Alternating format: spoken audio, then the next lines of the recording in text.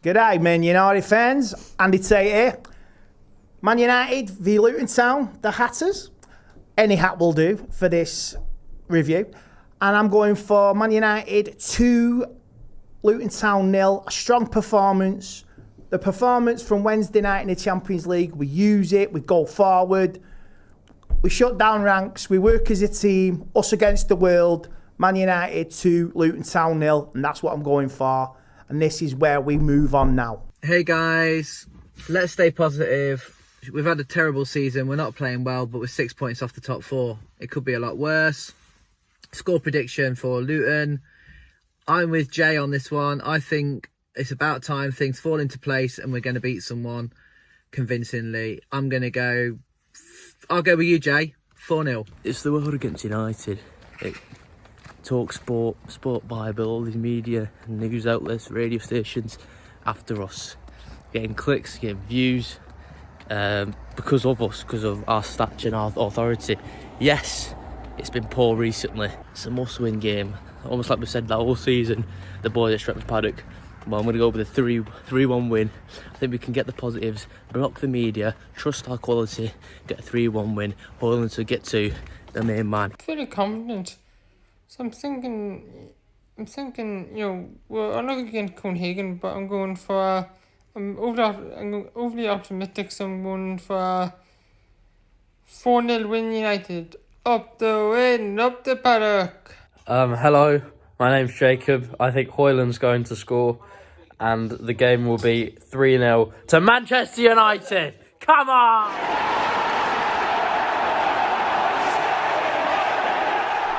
Jay here for Stretford Paddock. That's Abdullah. This is the Luton Town Watchalong. How are we doing, brother? You good? I'm good. Don't get many towns, do you, in football nowadays? You don't. What's there? What's the Ipswich Town? That's one. Swindon Crawley. Town, Crawley Town. Who else is That's a there? good point, actually. They don't get many in the Prem anyway. This is it, innit? I can't think of any other towns in the Prem. It's been a while as well. Yeah, we're going to be here talking you through the game, watching the game. Hopefully you'll be joining us. Make sure you are hitting like, share and subscribe. We've got the team news. The team news is out, right? So we'll get into all that and I'll get Abdullah's reaction. You can see it on your screens there. You've got Onana in goal, obviously. You've got Sergio Reguilon at left back, Harry Maguire and Victor Lindelof, your centre backs. Aaron Wan-Bissaka at right back. Is it Aaron Wan-Bissaka? I think that's wrong. I think it's Delo. Sorry, chaps. I think we might have to let me double check. Unless, yeah, it's Delo. Can we change that, please? So it's Delo at right back. It's not Aaron Wan-Bissaka. And in midfield, you've got Bruno Fernandes, Christian Eriksen, and Scott McTominay, and a front three of Alejandro Garnacho, Rasmus Højlund, and Marcus Rashford. Abdullah, talk us through that team. I'll go through the bench in a minute. What do you make of that starting 11? I mean, it seems to be the team that he's quite keen on recently, Erik ten Hag, to be honest. I'm not surprised by the 11 that he's put out. I will say, from starting sort of from further up the pitch with the attack, I did like how direct our forwards were against Copenhagen, obviously until the Marcus Rashford red card. I thought we were a constant threat across the front line. Obviously, we've seen sort of like both them opening goals with involvement from everyone. With the first one, obviously, the ball comes over the top to Marcus Rashford, does well, bring it down to play it to Wan-Bissaka. Wan-Bissaka does very well to find McTominay. So that was a good moment for Højlund's first goal. Then the second goal, Garnacho's running through, takes the shot, and obviously Højlund's there to get it. And I really felt that we were missing that direct way of playing. I feel sometimes when the ball lands on Anthony's feet, he sort of like slows it down for us and stuff. Yeah. He's not quick enough off the mark. The one thing I will say about the front three, as much as I think going forward we'll probably see more of this as our attacking setup, I would like to see how Garnacho would do on the right, just because of how direct Garnacho is. I think if he can utilise his game on the right, you want to see him on that right hand side, because we saw in Copenhagen, Marcus was on the right, wasn't he? Yeah. Which I was talking about this, and I'm not against that, because I think that he can beat his man, and if he can get some balls in with his right foot, to Rasmus Højlund. That might be what we need, because Rasmus Højlund in the Premier League has been feeding, I wouldn't even say scraps, he's been feeding off the remnants of scraps. He's had nothing. Yeah. There we go. We've got our predicted 11 there. We've got Garnacho on the right. Do you think that's what's going to happen? I think it'll be Rash. I'd love it to be Garnacho on the right. Why do you prefer Garnacho on the right, personally? I'm not saying I prefer it. I think it is something that I'd love to see within a game, like at least in sort of a rotation. So maybe swap round after 20 minutes. Some sort of rotation within a game where it's a bit more fluid, because I feel with Marcus Rashford as well, obviously it's very evident that his role is very different this season. Yeah. It is to simply create. And I feel like we can't rely on one goal source.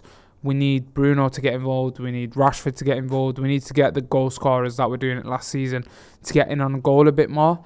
But again, I think Marcus Rashford's game on the right might be not as exciting, but structurally might work better as well. So I do understand it. Yeah. I just believe that Garnacho, because he is right-footed and he is direct, could really unlock something for Man United on that side. I feel because of how direct he is. Once he's got the beating of his man on the right, you're looking at a cross into that box, into Bruno arriving from midfield, Højlund who's there, and then potentially Marcus Rashford in the back post. So I think if you use Garnacho in that way, you could have a lot of joy. But I'd like to see it just tested in game to just be a bit more fluid. But that being said, like I said last game, I thought the start of the game up until that red card, Man United's attacking line was the best we'd seen in a while, because it was a bit more direct. It was it just felt like he could play them in a lot easier. Whereas with Anthony, I feel the ball just gets held up and then you're back in midfield, then you're recycling every time. Yeah, no, I get where you're coming from. I personally like Marcus on the right, only over Garnacho for one reason. I think Marcus is a little bit better at picking a pass. I do. I understand your point. You can switch it around, and Garnacho will get down and he can cross it. I'm not saying he can. But I think Marcus might have a little bit more discipline as well than Garnacho. I still feel like with Garnacho you might get an element of him, even though he's on the right hand side on his right foot, trying to get his shot off. But either could work. The sad thing is we haven't got a left-footed left winger to actually get down that wing and cross it in on the left foot. I know we've got Anthony on the bench, but I think the less said about him, the better at the minute, to be honest with you. Just on the bench, we've got the Spurs game on, by the way. Spurs are beating Wolves 1-0. We've got Biandé, the goalkeeper, Raphael Varane. Varane not making the team, despite Johnny Evans being out. Does that surprise you? Because you've now got a scenario where it seems as though Raphael Varane has dropped down to 5th choice. There is a problem there, obviously. From what I've looked into, just reading into what's coming out, or when you speak to people, it's not very clear what's happened. But when you read between the lines, it almost feels like what ended up happening was Varane was still sort of carrying some sort of injury. I know he played a full game against Copenhagen, but he was still carrying some sort of injury in and around the derby. He gets dropped for the derby game on the bench, and then Erik ten Hag's come out and said, obviously it's a tactical reason, and Varane's basically seeing his arse. There's been some stuff in training following on from that, so that's all we know up to now. But it's very, very weird, man. Like you wouldn't attach Varane to be someone who's unprofessional or anything like that. I don't think he's ever had any issues with any management.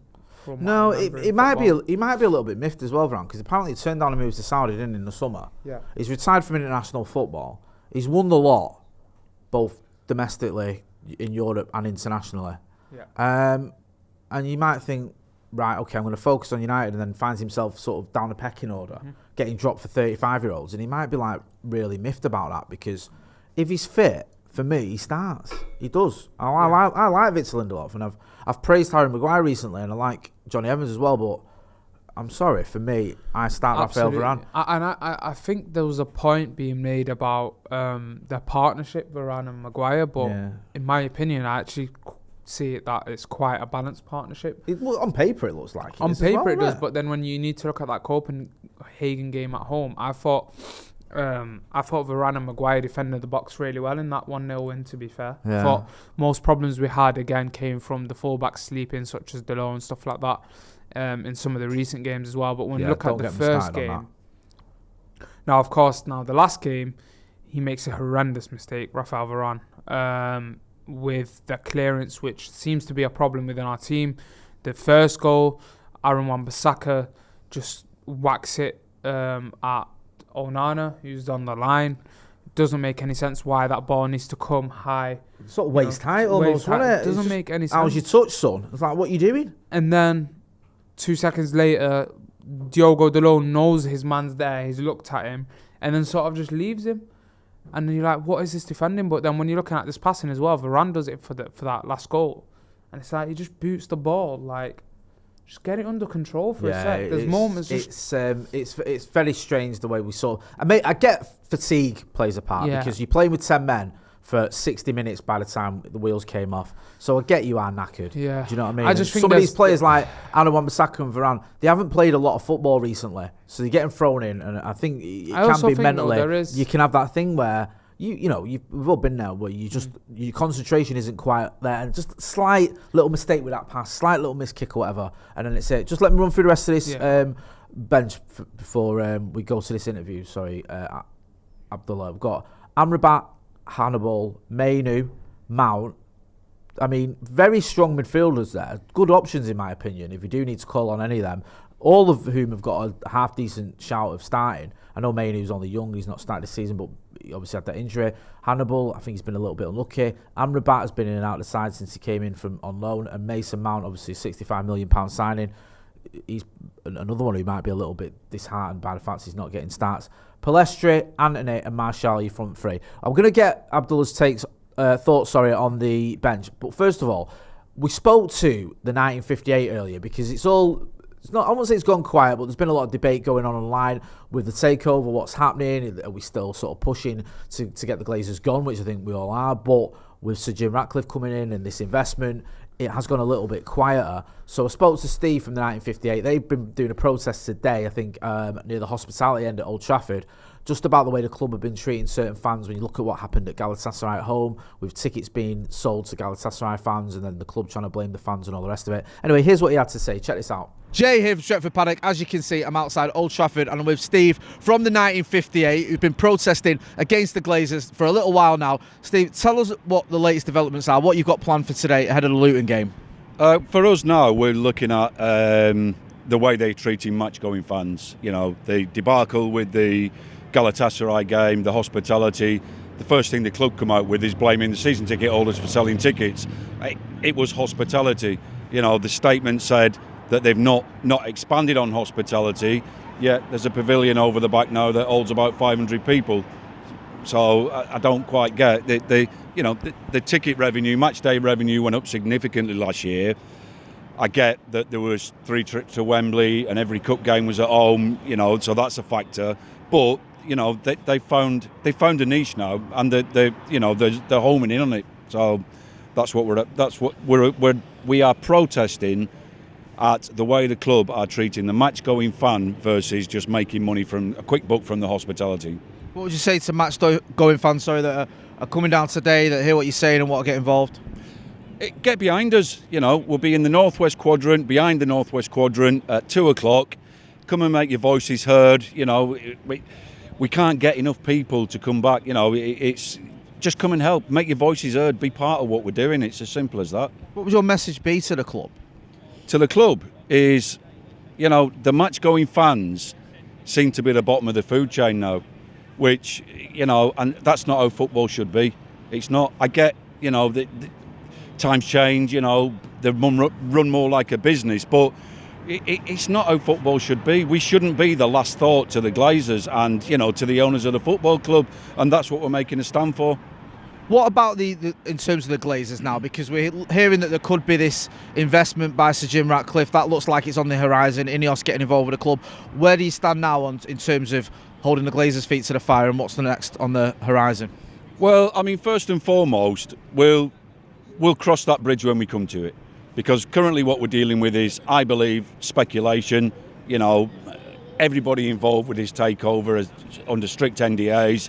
So what's out there, when we see a deal on the table, we can then sit down and say, right, where we're at. However, the message that has always been clear from ourselves We're not pro-Qatar, we're not pro-Sir Jim, we are 100% Glazers out. They own 69% of the football club, and we want that sold 100%. So, as you said, you're going to wait and see what the deal is. But if there is, and I know this is speculation, if there is a scenario where we still see the Glazers, can we still expect the 58 to be organising, to keep pushing that sort of message about we want the Glazer family to leave Manchester United? Absolutely, 100%. Until they're gone, we don't stop. And what's it been like, just finally, what's it been like for you as well, Steve? Because you've been protesting, you've been calling out the Glazers, spoke to you a few times. Now you've had a bit of a backlash on social media. People sort of saying, well, you know, what's the point, or why are we doing this? What would you say to the people that are questioning it? As far as I'm aware, we're the only protest group that are actively doing something and having a voice for the fans against the ownership of this football club. And, you know, if people have got an idea, if they don't like our methods and they've got their own ideas, then this is how the 58 was formed. You know, 15, 20 lads who wanted to do the right thing morally for this football club, and we did, and we took action. So form a group and take action. Again, I've said it a million times on social media, I'll help. You know, it's not where we want to go. We want to keep things legal, because the minute we don't, we're done. The club know who we are. Let's be under, you know, no illusions here. They know exactly who we are. But by keeping things legal, they can't stop us doing what we're doing as an example today. You know, so that's our stance as far as how we protest. But as I said, if there's anybody out there that want to form their own group, then, you know, hit me up on social media and I can give them some pointers on how it all works. Form your own group. Help out at the 58. There's lots of options open to you there if you do want to get involved, Steve. Always a pleasure. Good luck today. Make sure you are checking out the 1958. Like you said, if you've got messages, you want to get involved, it's an open forum. We always welcome a bit of discussion here. I've been Jay Motti. This has been Steve from the 1958. Don't forget to check out all the other videos as well. We've had plenty of interviews with Steve too. Thanks for watching. So there you go. I've managed to get from Old Trafford to here very quickly. We were talking about Manchester United team a minute ago and the bench. I just want to talk through the Luton team, because that's obviously the opponents today, so it'll be quite interesting to see who they've got. I don't know a lot about this team, and I'm not going to pretend that I do. I know they had a decent result against Liverpool recently, although they would have felt a little bit aggrieved to concede that late equaliser by Luis Diaz. Good to hear as well that his dad, I think, has been released. His dad was kidnapped, wasn't he, Luis Diaz, which was pretty horrific. Anyway, I'm going to go through the Luton team. So you got Kaminski, Kabor, Osho, Lockyer, Mengi in the side, Doty, Nakamba, Barkley, Townsend, Morris, Ogbene. Am I pronouncing that right? How do you pronounce the last one? Ogbene? I think it is. Yeah. On the bench, you've got Krul, Berry, Adebayo, Chong, Tahith Chong, of course, another ex-Red, Mpanzu, Clark, Brown, Giles, and Nelson. Now, look, I'm not going to sit here and go, oh, there's loads to be worried about there, but you have to treat Luton with respect. However, you'd expect Manchester United to be beating Luton at home. And Wolves have just equalised as well, by the way. In the 90th minute, that is a big goal. Brilliant finish. Yeah, great finish there. Who was the goal scorer there? It's the guy that was at PSG for a bit. Spanish lad. But yeah, great finish. The Spurs were winning, and then it's the 90th minute. Luton. Wolves have just got an equaliser. I'm interested because I think this could be a really tricky spell for Spurs now. Just to talk about this for a minute, because I know the top of the table doesn't exactly affect Manchester United, but they've got some big games coming up, Spurs, and they're obviously missing Van der Ven, and James Maddison is out as well. So Sarabia, is it? I'm just looking at this finish here. What a finish. Great ball. Touch there. Great ball. Puts it up to himself and then volleys it on his left foot. The near post. Are we blaming the keeper because it's a near post goal? Nah, there's no chance. That's the thing, innit, though? Whenever it's a near post goal, everyone goes, keeper should have done better. Do you remember when Sergio Aguero scored from like 2 yards out into the roof? Bro, he loved that finish as well. And everyone's going, near post there, De Gea's got to do better. I'm like, are you mental? I've seen him do that same finish against Alisson as well a few years ago. Yeah, like he's literally 2 yards out from goal, levering it as hard as he can into the roof of the net. Doesn't matter whether it's near post or not, you're not saving it. So yeah, it's just the thing we always say. Sarabia. What a finish. Yeah, that could put the cat amongst the pigeons there at the top of the title race. So Spurs have got Villa at home next, which, you know, tough game though. Villa are doing all right. City away. Always good against City. They are always good against City. City are yet to beat them. They've got a good record against City, but they're not. I think they do lose against City as well. When I'm saying I'm saying in the last few years they've been pretty good. They have got a good record. I'll give you that. But mate, I don't think City have beat. Am I wrong in saying City haven't beaten them at the Tottenham Stadium yet? Yeah, they haven't. They haven't even scored or something. Right. Well, that is great. The unfortunate thing for us, and is they've actually gone to the Etihad, and they've gone to the Etihad over the last couple of seasons and got something quite a few times. Right. Let's have a look here. Let's have a look at the City. Sure. I'm not doubting your football. Your ball knowledge, as the me. kids say, is elite. Let's have a look here. No Kane. Right. It's right. So City versus Spurs, the record. Let's have a look. So they lost in February to them, but they beat them 4-2 last time they played at the Etihad. They've lost. To be fair, you're right. They've lost. City have lost 5 of the last 8 against Spurs. Yeah. Which, when you look at that, considering that's Manchester City, the greatest team ever, according to some pundits, then that's a pretty impressive record from the Spurs point of view. Got a couple of super chats. Forgive me, Fergal. You sent this super chat ages ago. He says, Varane won't be at United by the time Martinez and Shaw come back. That's mad. Ten Hag is putting his gonads on the table with these decisions. I hope he doesn't get it chopped off and it pays off. So, rather interesting analogy there. He's putting his balls on the table. I hope we don't get them cut off. Joshua Bowater says, thoughts on Guardiola saying his 100 million centre-back signing doesn't suit his style of play yet. Media not talking about it very much. Imagine if it was at United. The trouble you've got with City at the minute is they can do pretty much whatever they want. They can buy players for 100 million and not play them or give them time. They did it to a certain degree. Jack Grealish, he didn't go straight into the team week in, week out. He was rotated. Even nowadays he can be. Whereas at United, if you buy a player for 100 million quid and you don't put them straight in the team, then questions are going to get asked. Heung-min Son is doing some theatrics on the floor, and I'm not blaming him. He might have had a bad injury there. I just need to see this. Let's have a look.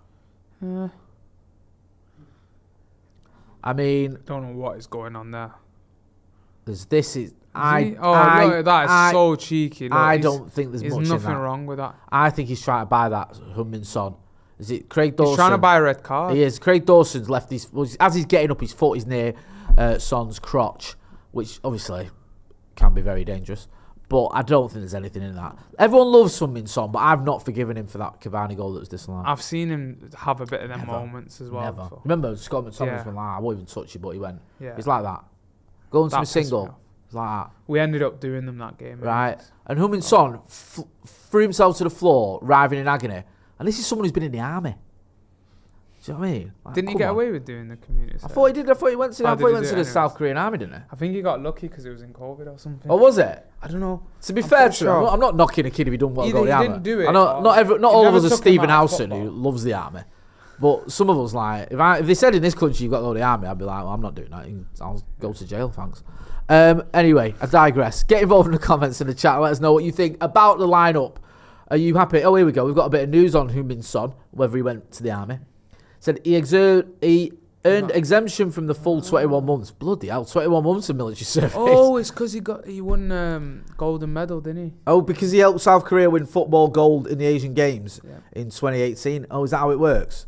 If you win gold in the Asian Games, then you don't have to go in the army.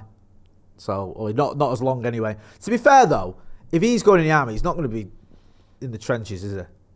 Yeah, it's just like a rule of countries. Yeah, you're not going to send like Heung-min Son to go and, I don't know, storm the gun towers. Do you know what I mean? He's just going to be like there as a ambassador almost, isn't he? You think so anyway? I don't know. I'm not well up on my South Korean military service history. Forgive me. Jake McNamara says, "Where's Abdullah been?" Been here, mate. I've been here a couple of times. Been like we reactivated. We pressed the Abdullah button. The trouble with Abdullah is he's dead busy. He's a busy guy, man. You see him pop. He's always up to something. Nah, that is true. But then you see him popping up. He's at the World Cup in Qatar. He's here. He's there. He's hanging out. I was doing Stretford Paddock. He's doing Stretford Paddock. He's doing bits and pieces with. He's still doing stuff with Statman. No, not recently. I'm at JD now. He's at JD now. He's working. See what I mean? He don't let the grass grow, does Abdul, but we've got him back on the channel, and he'll be on the channel for many years to come, whether he likes it or not. Abdullah, can I say something? Oh my God! Lemon has scored. Wow. Wolves have turned this Literally around. at the death. At the death.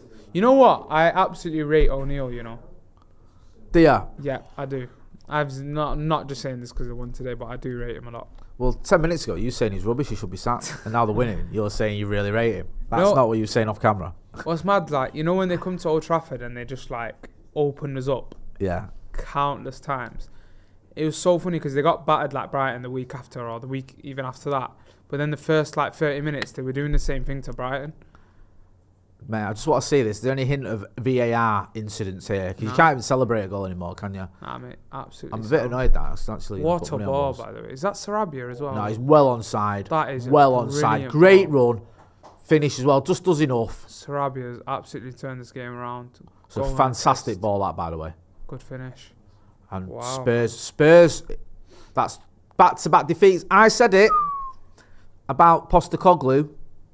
He could be doing his Ollie in a caretaker stage, Ollie's caretaker manager thing where he had all those wins, everything was going great. You lose one or two players and things start going wrong.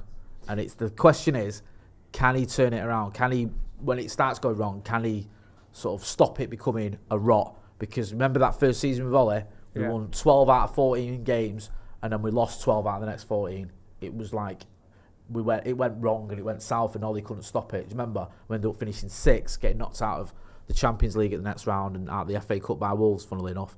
So yeah, it'll be interesting to see whether Postecoglou can turn it around. I'm not saying he can't. It's just with the injuries he's got with Maddison and Van der Ven out and also the run they're coming on, it could be tough. Get involved in the comment in the chats and let us know what you think. NC says, lads, it's Spurs. Joshua Bowater says, honeymoon period's over. Renato Tello says, they pulled a United. Just people talking about Spurs. Oh, PA says Korea didn't win the Asian Cup. Sorry, he won a gold medal in something. I must have read that wrong. I don't know what it was. Mnet Toner says South Korea, like many countries, has mandatory conscription. However, if you win a medal for your country, you become exempt. So that's obviously what happened with Hun Min Son. Leon 1P says Ji-sung Park was skilled army because South Korea got to semi-final of the World Cup. Yeah, let us know what you think about the team as well. Give us your score predictions too. What I hear from all you guys. We know the team. United putting out a team that is relatively strong, but there's a few big names that aren't in the starting 11. The likes of Mason Mount missing out, of course. The likes of Raphael Varane is probably the big one there. Let us know what you think. Give us your score predictions. On that bench, Abdullah, if things aren't going our way, what changes do you think? I know you don't... When I say things aren't going our way, you don't know who's playing badly. But if you look to that bench, who on that bench do you think is someone who can affect the game, who can turn things around for United if we need to make changes? Mason Mount, but it's the way you use him. I've not really liked how Eric Ten Hag has gone around the Mason Mount situation. If I'm honest, like a lot of the games where I've watched recently of Manchester United when he's been involved, when he's in the centre of the pitch, I felt there's something with him where he could just turn. I think it was the Crystal Palace game we lost at home. I was actually quite impressed by his performance. I felt like you could just give him the ball and he could turn quickly with it. He doesn't seem to like playing him in the centre, but then we also seen when he was at Chelsea, if you remember, he actually had a good run playing on sort of that inside right, playing a bit of a creative role with Havertz and Werner, sort of attacking the box and him roaming behind them but coming off the right channel. But when we've sort of played Mount, Bruno and Marcus Rashford behind Højlund, it's always been sort of Bruno on the right wing, so I've never understood that. So yeah, Mount could be the one that you use, but it's how you use him, bringing him as a centre forward against Copenhagen. I thought the Copenhagen game wasn't down to Erik ten Hag. It's a very, very unfortunate situation that happened with the red card and the decisions. But at the end of the day, I felt that them substitutions could have been better. I think if you bring on Mount as a wide midfielder and you have a block of 4 in the middle of Bruno, Amrabat, Scott McTominay and Mount, we could have managed the game better. And if Højlund's legs were really going, then you put Martial up there to try and get the ball to stick. So his usage of Mount was weird that night as well, because he put him as the centre forward and you don't expect him to battle in the air or try to make the ball stick as your centre forward and chase the ball down in the channels. So I'd like him to come on and hopefully have an impact, but also I'd like Erik ten Hag to make sure that he's using him in the right manner. Hannibal has had good periods with this team. I think we were on the stream together for Burnley, and we watched his performance at Burnley away, which was quite good. He's quite tenacious. Sometimes, yes, he might lose his head and stuff like that, but then we've also seen little bits of quality. Anthony is just, I don't know where we go with someone like Anthony, to be honest. Just on Anthony, because I pretty much agree with a lot of what you said there. Yeah. The mount for Højlund one at midweek was baffling for me. I'm going to give Ten Hag the benefit of the doubt and say that Højlund was just dead on his feet. I didn't notice it, but a few people sort of said to me, it's fair. I think he'd run out of steam. But it did seem a little bit surprising because he was in our outlet. He was the one holding the ball up. He was doing a great job, but he was goosed. Could use Martial on it. Yeah, maybe Martial. On Anthony, it feels like the fans and the manager have given up on him a little bit. I know Anthony's, I know Ten Hag obviously bought him and he's not given up on him yet. He's still at the club and he's on the bench, but certainly the fans have lost a lot of faith in Anthony, and now even the manager, I don't think he fancies him because this is another game where he's not picked him. Another game where you need a win and he's not picked him. Mm-hmm. That speaks volumes for a player that he spent 72 million quid on or whatever it is. I know it's up to... I think people like to add the add-ons with Anthony because that rounds it up to 100 million euros. If you add all the add-ons, I don't think it's 100 million euros unless he does things which he's not doing for us. Yeah. But it's around the 70 million quid mark or 70 million euros, which is a lot of money to put on a player. It's not working out for him. We've been here before with him. Where do you think the future? What does the future hold for Anthony? I don't think it's looking good for his time at Manchester United. I don't think he's direct enough. I won't lie and won't do this thing where say I didn't want him when we were linked to him. I thought, you know what, this could be a good signing. Left-footed right winger. I thought he looked quite unique in a sense that he drives into the centre really well. Something that I don't see him do at United. I feel like when he makes them inverted runs and combines with the midfielders to receive the ball back, he can impact games. And we've seen that at Ajax, but at Man United, it very much feels like he starts on the touchline and just messes about and then shoots the ball over the bar. Doesn't really create any clear chances. Sometimes there's the odd decent pass into the back post or something, but it doesn't really offer you much outside of offering you off-the-ball structure, which...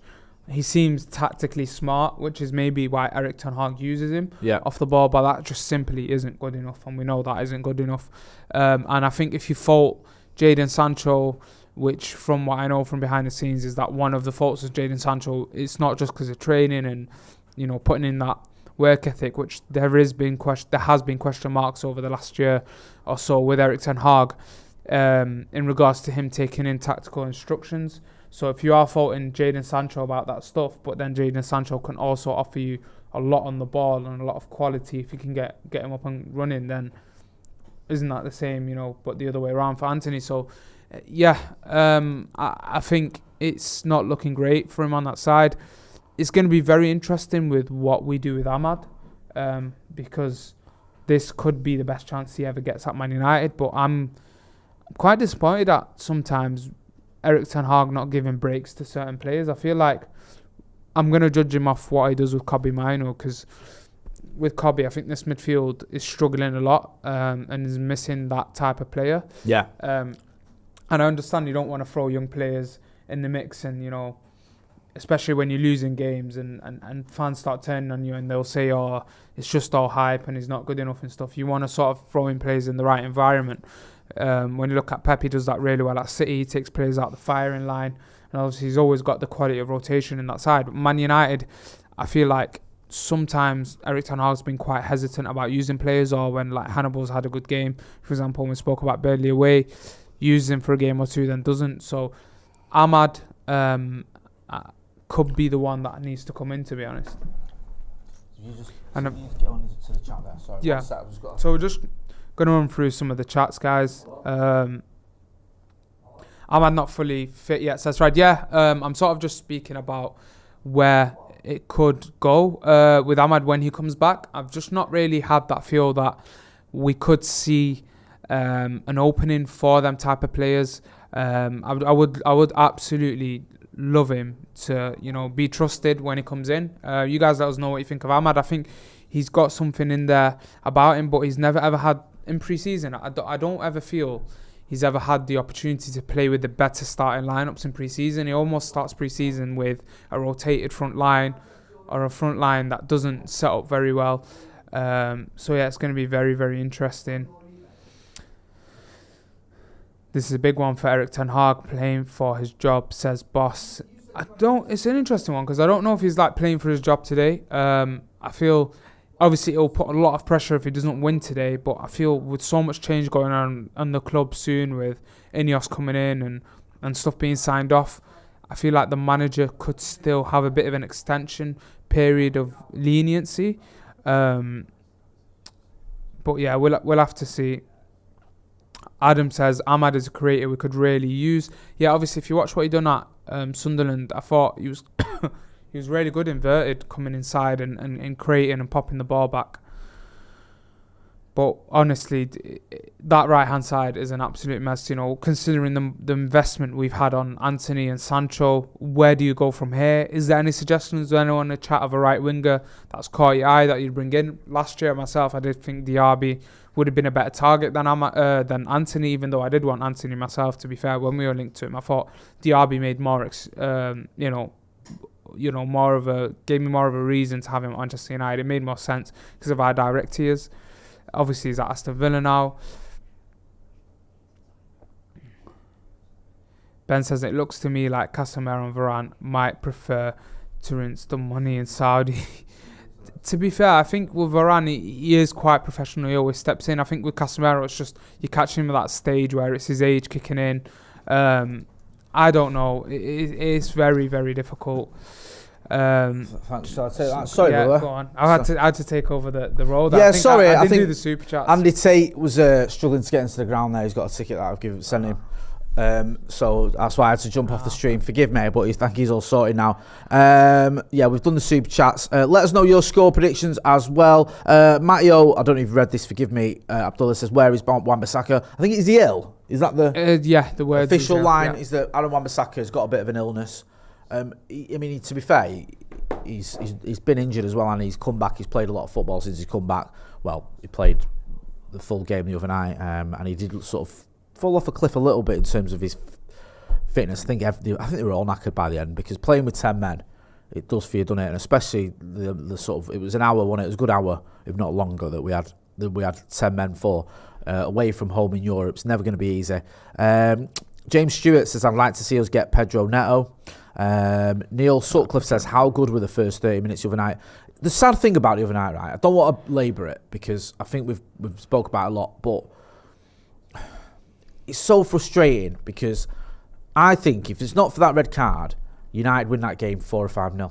Absolutely. 100%. The game opens up with them, with that front three, potentially throwing in someone like Mason Mount as well to get his confidence up. Like, if you got a front three of Højlund, Rashford and Garnacho breaking on you when you're chasing down the game, it's going to be trouble. We literally seen that though with the second goal. Yeah. As we go up, it leaves more space and it makes them take more risks, and we end up with that goal. Yeah. And you needed the goals for people like Bruno and Rashford as well to get back into a flow of things, and to get Garnacho as well properly off the mark. So it's so frustrating. It feels like we're absolutely cursed. Like, we were cruising, everything was going right. You just couldn't believe how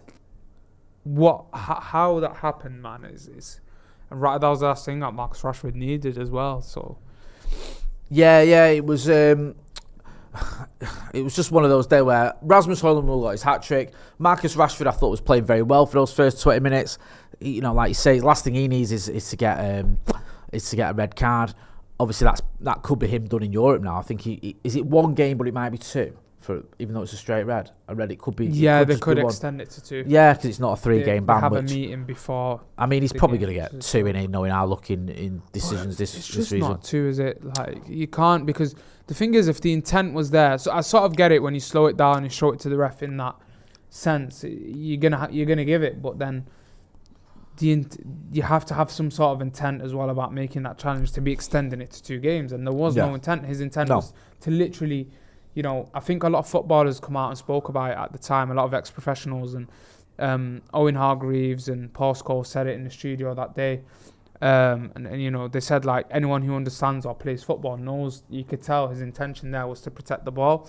It was a very unfortunate situation. The Copenhagen players actually got up and got on and played the game. Yeah. Which it's again one you guys must have spoken about it all week anyways on the channel, so I'm not going to bore anyone with it. But very frustrating how that happened.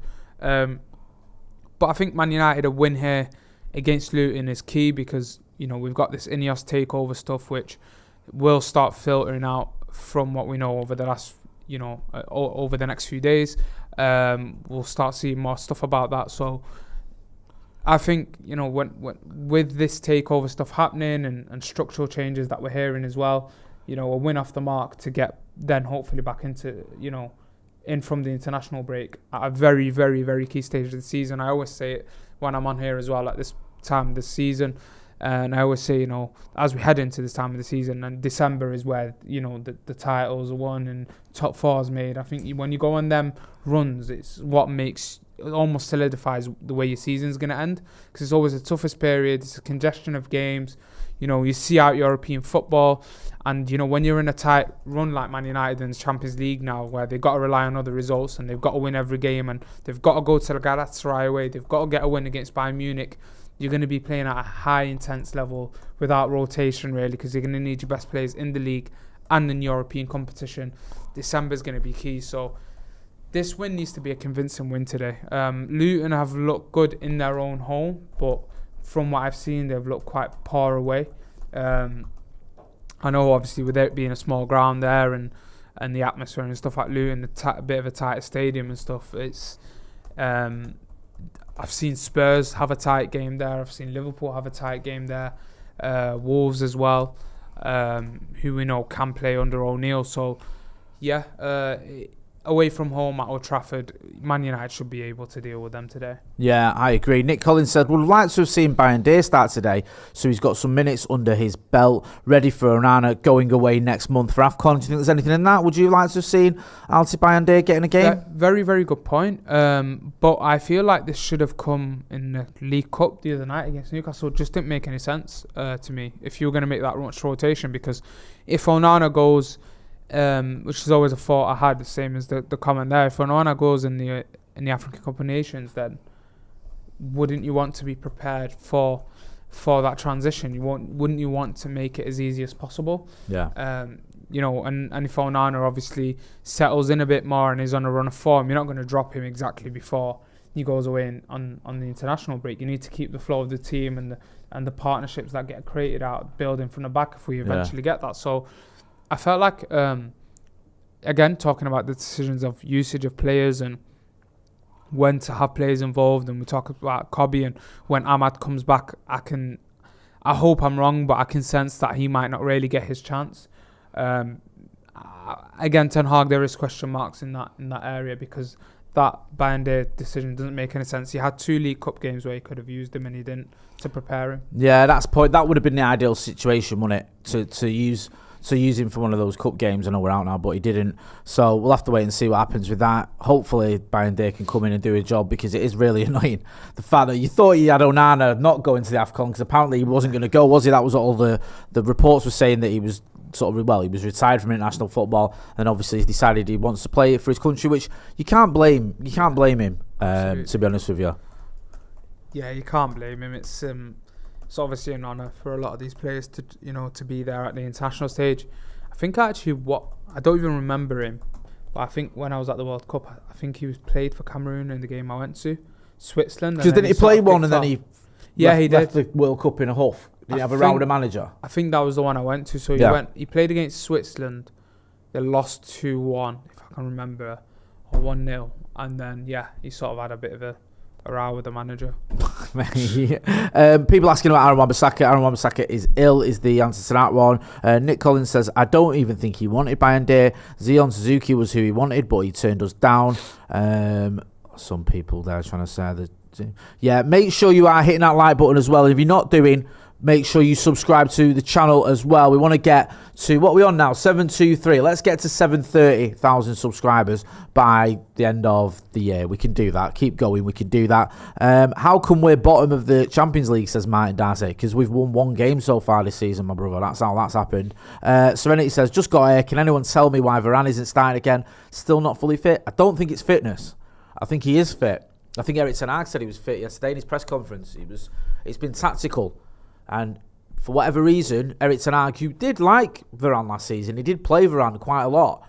He's just not fancying him this season. To be fair, there might be an element for this game of Varane played 60 minutes the other night. He's not played a lot of football recently. Maybe it's a bit too soon for a player who is injury prone to come in and play his second game. Did he retire from international football? Yeah, he did. He retired from international football after the World Cup. Yeah, I'm not having that then, because he's about to have a 2-week break, isn't he? He might look at him and just thought. I think it's bigger. You think there's a thing? Go on, share it with the group. What do you think it is? It's we discussed earlier. I think he wasn't really fully fit. When you read between the lines, he wasn't really fully fit for the City game. I know he played a 90 against Copenhagen before that, but he's then, Ten Hag's then stepped out and said, well, it was a tactical move. He's seen it as quite disrespectful. Yeah. All I know for a fact is that there has been something in training over the last couple of weeks. Really? After that City game. I don't know how major it is, or if it was just a small little thing, but there has definitely been something in training. One of the accounts that's usually reliable said something similar. Said there's been a little bit of needle between them because of the City game and the manager's comments as well. So it does seem all is not well between Raphael Varane. And I love Varane, honestly. Like I'm a massive Varane fan. But the issue with Varane is you cannot get 3 or 4 games on the spin out of him anymore. He tends to play 1 or 2 and then he misses one. He's got injury. Glass ankles and he's got the skinniest legs I've ever seen at a centre back. Last year I interviewed him, and mate, when I seen him, I was like, last year what? I interviewed Varane. Did you? And when I seen him, he had this, bro. I couldn't believe how skinny his legs were for one of the greatest centre backs in the world. Guy looks like he can what did he smell like? He always strikes me, Raphael Varane, as someone who smells really nice. Genuinely one of the nicest players I've ever worked with. Really? Hands down. He was fantastic, mate. He was like, you didn't feel like he was like a big player, do you know what I mean? Seriously? Like, he didn't have that. He just felt very like relaxed, very normal. Yeah. He was like, usually like if you work with some players, sometimes a lot of them will do this thing where it's like you ask them to do something or whatever and they're just moving in a certain way, but he was just very much like, very much did as he was asked. Yeah. Did he smell nice? Yeah, I think he did. You don't need to be embarrassed. He looks nice. He looks like nice. He smells nice. I don't know. I always get the impression when I look at Raphael, I bet he smells lovely. That's all. I was just curious. I'm just looking at Raphael Varane last season because I wanted to see about his injury record. Last season, I was going to say it wasn't too bad. Then I scrolled down and saw that it was actually pretty bad. He missed the first game against Brighton, and then he played the next 1, 2, 3, 4, 5, 6, 7, 8, 9. He played the next 10 league games, and we only lost 2 of them, and we won, I think, 6 of them, which is decent going. So we won 6 out of 10 and drew 2, obviously. Then he had an injury and he was out for 3 games. Then he comes back in for 2 games. Then he was rested for a game. Then he played 5 games. Then he was rested for a couple of games. Then another 4 games. Then he got an injury, in April, and he missed 5. This is all in the league. 5 games.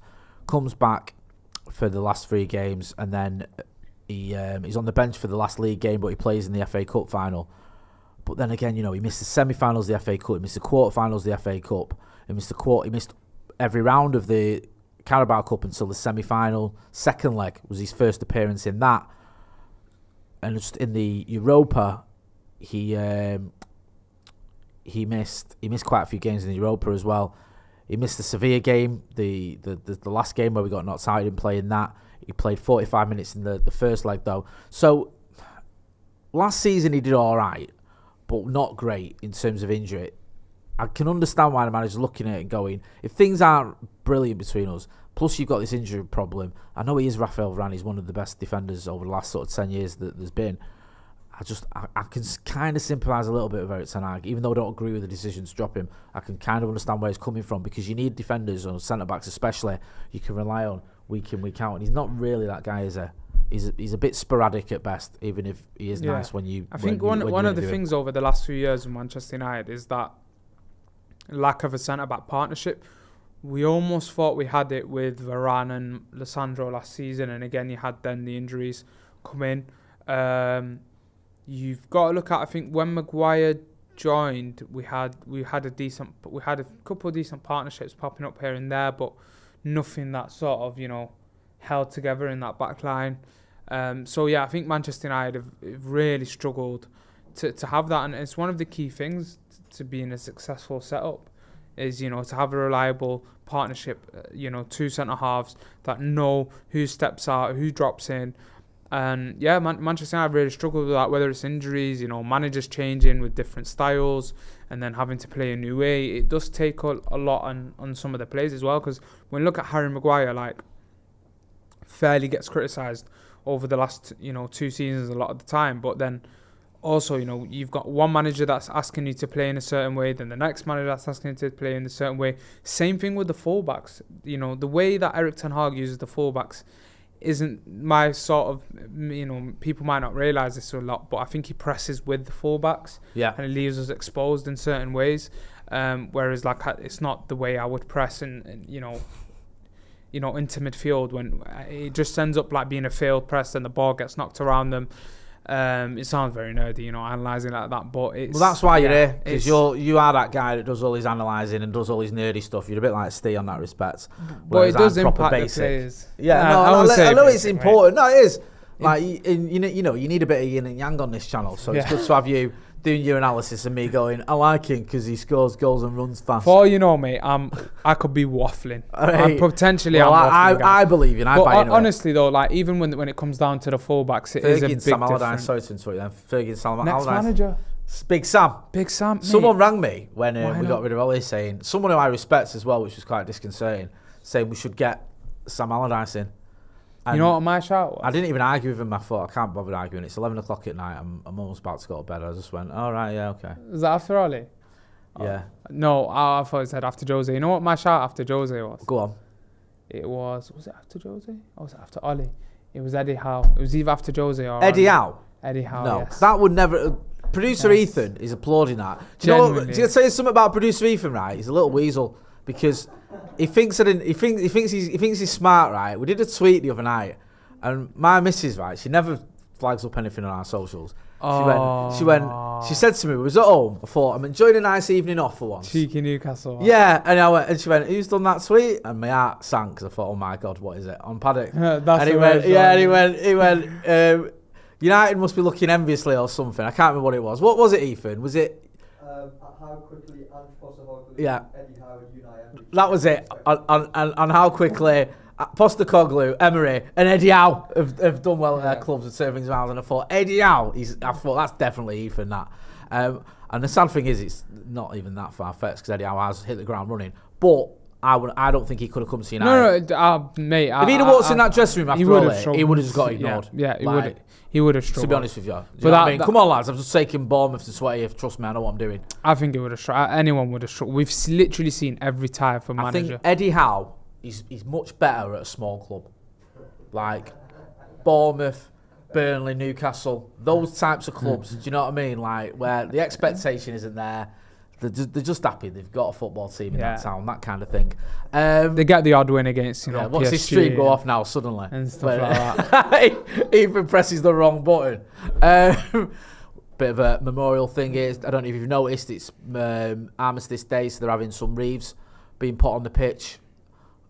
There's always this outrage as well in the whether United have got poppies on the shirts. Remember all that nonsense we had for a few years? David Knight says, over 2.5k watching. Like the stream, everyone. Great shout. Someone says here, where is it? I've just lost it. Ian Taylor says, why the FK is Delo still in the team? Well, Wan-Bissaka's injured, or he's ill. Bellyache, aren't we all? And I don't think Delo would get dropped if Wan-Bissaka's not available. I think the only way that Delow's not in the team is if Wan-Bissaka's in the team ahead of him. I don't think you lose Wan-Bissaka and Delow. I don't think that's an option. Yeah. Like, I don't think he covered himself in glory against Copenhagen, and I was very annoyed with the goal we conceded. But I don't think it's sackable offence. We've got the bugle going on. Did you see the kid at Nottingham got to play the bugle again? Yeah, that was pretty cool. Yeah, because I don't know if you saw it. Nottingham were I forget who they were playing. Forest. Who was it? Forest played when. Anyway, Forest played the other week, and they had the young lad. I think he was about 13, playing the bugle, and he fluffed his lines a little bit. Didn't quite go according to plan. He was obviously distraught because it's on the telly. Everyone's watching. You're there at the ground. And you've made a little bit of a mistake, or it's just not gone quite the way you wanted. Anyway, Nottingham Forest recorded a video with him for today of him playing the bugle in the stadium. Really nice bit of content, really good to see. Because I felt for him, because obviously, as happens with social media, he was getting trolled for messing up his bugling, according to some of the people on Twitter. And you think, give it a rest, man. He's a kid doing his best. Yeah. Courtney Red says the comments in here are juvenile. I agree, Courtney Red. Juvenile indeed. I don't know what he's on about.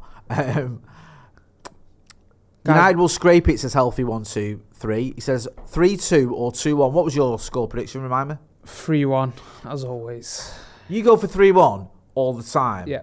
And when's the last time we had a 3-1? We've had a 3-1 recently, haven't we? No. Have we not? We had a 3-1 this season? No. We have. Surely. When? Surely we've had one. What? Oh, yeah, we've had them against us. Wait, we have had a 3-1. No, we haven't. Well, it's not that hard to work out our wins. Crystal Palace, was that 3-0? 3-0 against Crystal Palace in the Carabao. 3-2 against Nottingham Forest in the league. 1-0 against Wolves. 1-0 against Fulham. 1-0 against Burnley. 1-0 against Copenhagen. If you want to see 3 goals for United, you need to watch 3 games. Because we don't score 3 in one game very often. Lads, can I have a water, please? Yeah, sorry, can I have a Pepsi Max Cherry, please? There should be one in the fridge. Thanks. Who's that? Oh, we've got Scotty doing the drink runs. I don't think there's a tap anywhere, so apologies, Scotty. Has anyone got an out of water they could share with? We've got flavoured waters. Yeah, I'll have any water. Sorry. I brought some Coke because I thought you drank Coke. I don't drink it. Bought some Coke? Not that kind of Coke. That's Ollie's that as well. That's his own personal. You don't need to. Oh, have you? Yeah, I got my own. Right. Are you sure? Sorry. Thank you, sir. Chilled, perfect. Chilled to perfection. We're going to be hearing from Scotty at half time as well. He's going to be in stat corner, giving us all the stats, such as United. What? Do you need some notice just to sit in a corner and read from an iPad? Oh yeah, that's a good point. It does need to be charged though. Is it possible to get some volume on the scenario? If we can. United have kicked off.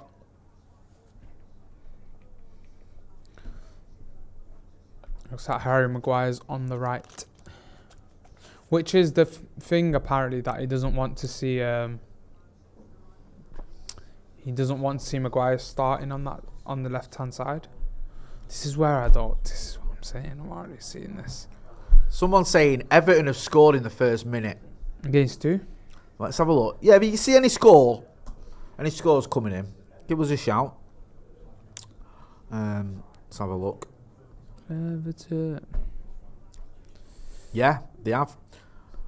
Mikalenko has scored after 1 minute at Selhurst Park. So there's a turn up for the Bucks. Oh, lovely.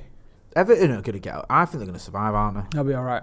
I think Luton could be the surprise survivors, and then someone will get pulled into it. Do you reckon? The 3 of Burnley or Sheffield. I mean, I want Luton to lose today, obviously, but it would be. I suppose it'd be quite a story if they stayed up because they're so small. They've only got 20,000? Is it in Kenilworth Road? If that, not even that, is that? Yeah. To see them stay up would be impressive, to say the least. There was a game in Norway. I think this was yesterday or today, in the Norwegian second division, right?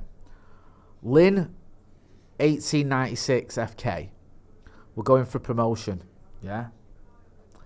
They won 10-1, right? And they missed out on automatic promotion by a goal. They needed to win by 10 goals to get automatic promotion. When was this? Yeah, I think this was yesterday. Someone's so sweet anyway. You can see that. Look at That's so mad. So they're in the playoffs to get into the Norwegian top flight. Yeah, imagine that. Imagine winning 10-1 when you. Why need they the in 10-0 playoffs win. at this stage of the season? I mean, I don't know what's going on in Norway. I presume it's all sort of different leagues, different times. Because I presume they cannot play in winter at all. What, in Norway? Yeah. Oh, is that cold? Yeah. Yeah, like Norwegian winters are just horrendous. I don't think you're not playing any football during that period. I presume so anyway. What do you make of Sergio Reguilon? I think it sums up having a backup left back. Really, nothing too special, nothing too bad. Like just standard like left back sort of thing. Garnacho is on the left, by the way, as we thought. Yeah. Yeah, no, I agree. My only disappointment with Reguilon is the fact that he got injured. I've just been informed that Palace have a pen. Bloody hell. It's all happening at Selhurst, isn't it? Only Everton could score a goal and concede a penalty. And it's 1-1. Jesus, what's that? How have they gone ahead in the first minute and they've equalised in the third? Highland. Right, he's pulling him there, referee. That's a foul. Teremangi.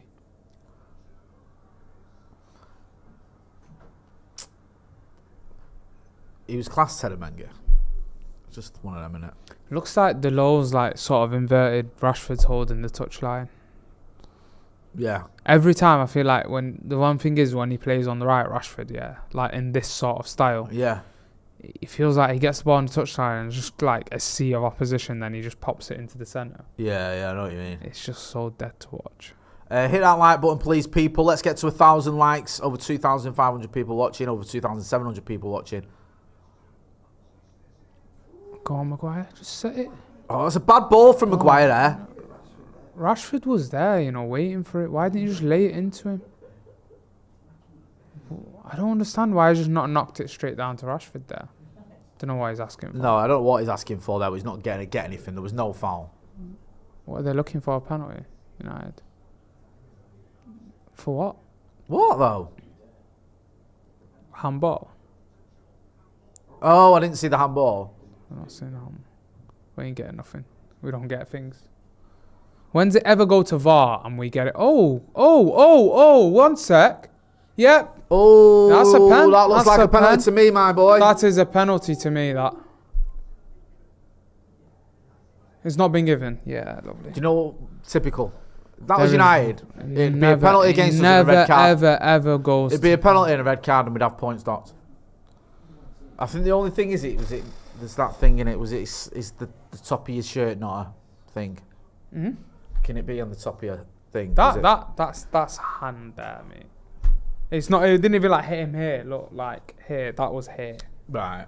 Like, sorry. Well, we didn't get it anyway, so typical.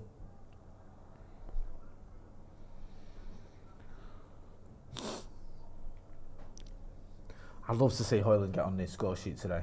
I've also got my mate at the game with my ticket, and this just reminded me that I need to check it. Oh, he got in. I just need to, you know what it is? I worry because United changed my seat. I don't know if it's like you with TRA. Yeah. So it changes. Right. And before Andy messaged me. I've given my friend the ticket, and then he's gone like, "Yo, I've scanned it. It's not going in." Right. So always get me shut.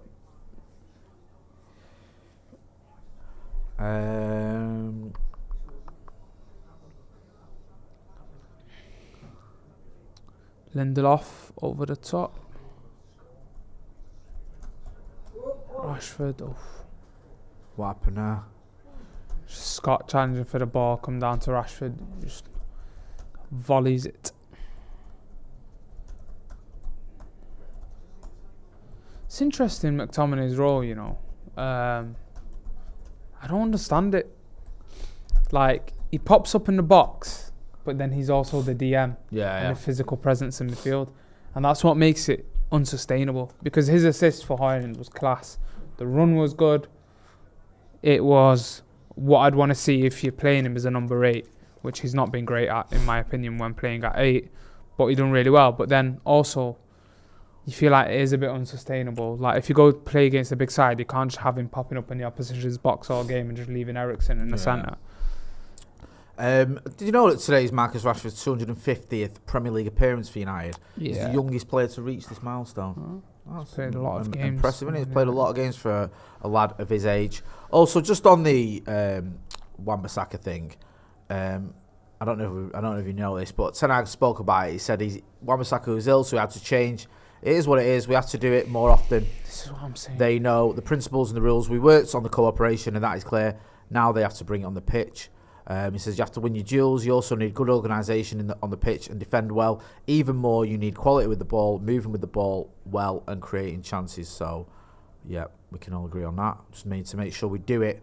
So far, looks okay. We've not really got goings yet, to be honest with you. Guire with the ball out to Reguilon. Reguilon here. Can he whip one in on his left foot? No. Scott McTominay is doing a lot in the box, I think, because it's Luton. They're probably like, What, telling him to get forward? yeah, That's why. Do you know what? I don't mind that. yeah. In a game like today, I don't Like mind. he does well there. He does. He gets forward quite well, and obviously we've seen him scoring goals this season. I mean, he scored two against Brentford, didn't he? He scored the one against Sheffield United, and he should have had one against Fulham. He was unlucky there to have that disallowed. United just trying to find an opening here, working out from the back.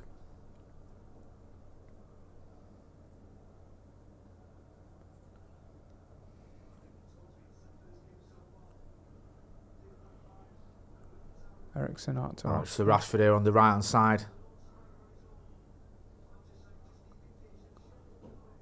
Plays it back in. Maguire here, about 35 yards out. Delo. It's a poor pass. Should have set himself better there. Don't know what's going That's on. the ball out from Maguire. Marcus can whip that in. Oh! Oh! How's he missed that? Oh, Hoyland from about 3 yards out. Where did it come? Was that off his? It like he was off his thigh there from here. But that is a big save. That. Rashford chases down Maguire's ball. Took a bit of a deflection. Yeah, it looks like he comes almost off his knee almost. Oh man, he should be putting that away. He should really. He's got. That was probably he should be putting that as away. good as opportunities he's had in the Premier League. That's annoying. All right, it's a good start though. Yeah. Got all the ball. Bruno picking up deep. Come on. Oh, bad touch. Yeah, Hoyland. Bad touch. Good ball from Bruno into Highland. That's a bad touch though. Go on, Marcus. United are on it anyway. You're putting him under pressure. That's what you want to see. Keep at him. With Rashford Force there, him to make mistakes. I feel like when you just play the ball quick, even if it's not the best ball, it does well. Like Yeah. it just hit the space with him. I feel that's what Bruno's always good at. That like Maguire just done that there, and you That's managed a to get foul. the chance out of it.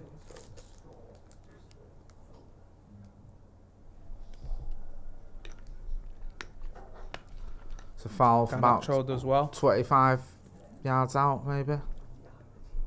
Probably a bit far out to shoot.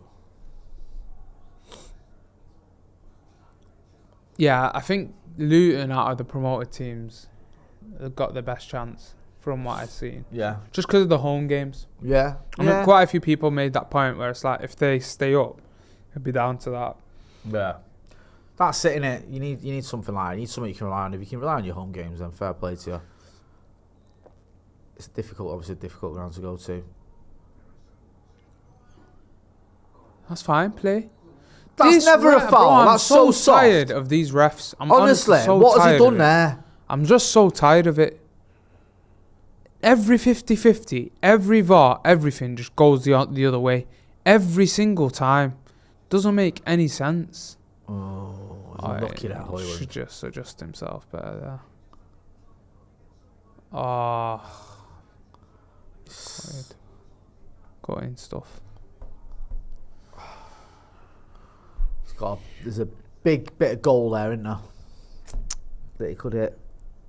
He's just hit it close enough to the keeper for him to make the save, which is annoying.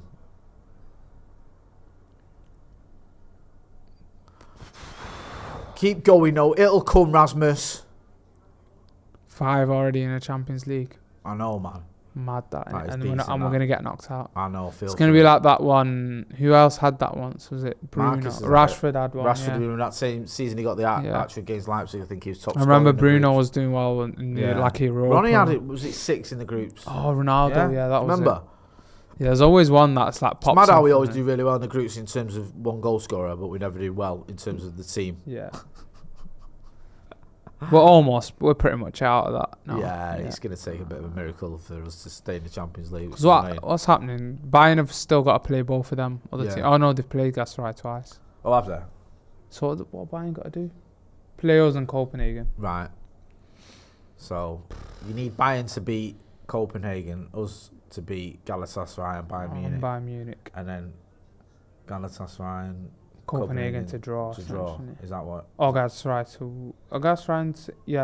to win against Copenhagen. Right. Okay. I mean, it's not Or happening, draw. is it? Let's be honest. Yeah. That was our chance. It's so annoying. It was always the team. I think the way we started that, we were obviously second favourites after Bayern on paper, but the team that's ends up going in with Bayern from the start we had, I thought it was always going to need 9 points anyways, at least. Yeah. It's going to be a 9-pointer team, which it's not impossible. No, it's been done. Don't do too much, but come on. Played. Unlucky. I don't mind that though. Play it quick, Ericsson, play hit it quick. on the half volley out to Rashford, who just overhit it a little bit. Get involved in the chat in the comments. Let us know what you think about the start so far. What have you been impressed? What's this? Someone's saying get rid of the troll.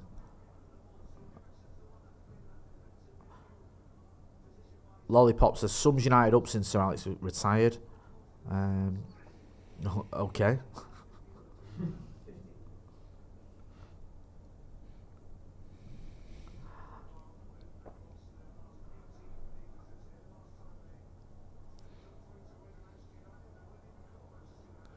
Kabari, Wow. big step. Yeah, that. Hmm? The last time I just heard a thing there. Last time Luton picked up points away to Manchester United, 18. we were called Newton Heath. Yeah, it was 18, 90 something or something. I hate these stats though. These records. Yeah. Because it's like every time I hear one, yeah. it goes out like it gets Since broken. David Moyes, it's like when David Moyes broke records, he was every breaking week. them weekly. Like Everton haven't won at Old Trafford for 40 years. Newcastle haven't won at Old Trafford for 60 years. Swansea haven't won at Old Trafford, whatever it was. I felt like he was breaking them when we weren't even playing. Do you know what I mean? Like, yo, it would just be a day off. International break. Just be a day off, and I'm seeing United have lost stat. against I don't know, Stoke for the first time in 100 years at Old Trafford. You're like, hey, we didn't even play. Oh, McTominay with an header there, over the bar. Maybe could have done a little bit better. I'll have to have a look at that on a replay. It looked like a bit of a free header. I don't know if there was someone close to him. Such an interesting way, the way he's using Rashford now. It's like he picks up deep, then plays Delo, then plays like Highland, then it's a plays. good ball out from Delo, to be fair. Roles changed so He's just much. got underneath it, Scott McTominay. He's probably got his... I still want 2 goal scorers around the box, if I'm honest. I'm not a fan of this. But maybe for the sake of structure, it just works better, innit? Yeah. Come on, man. You should be winning that there, lads. Highland as well. Good tackle. Tap Delo. Yeah.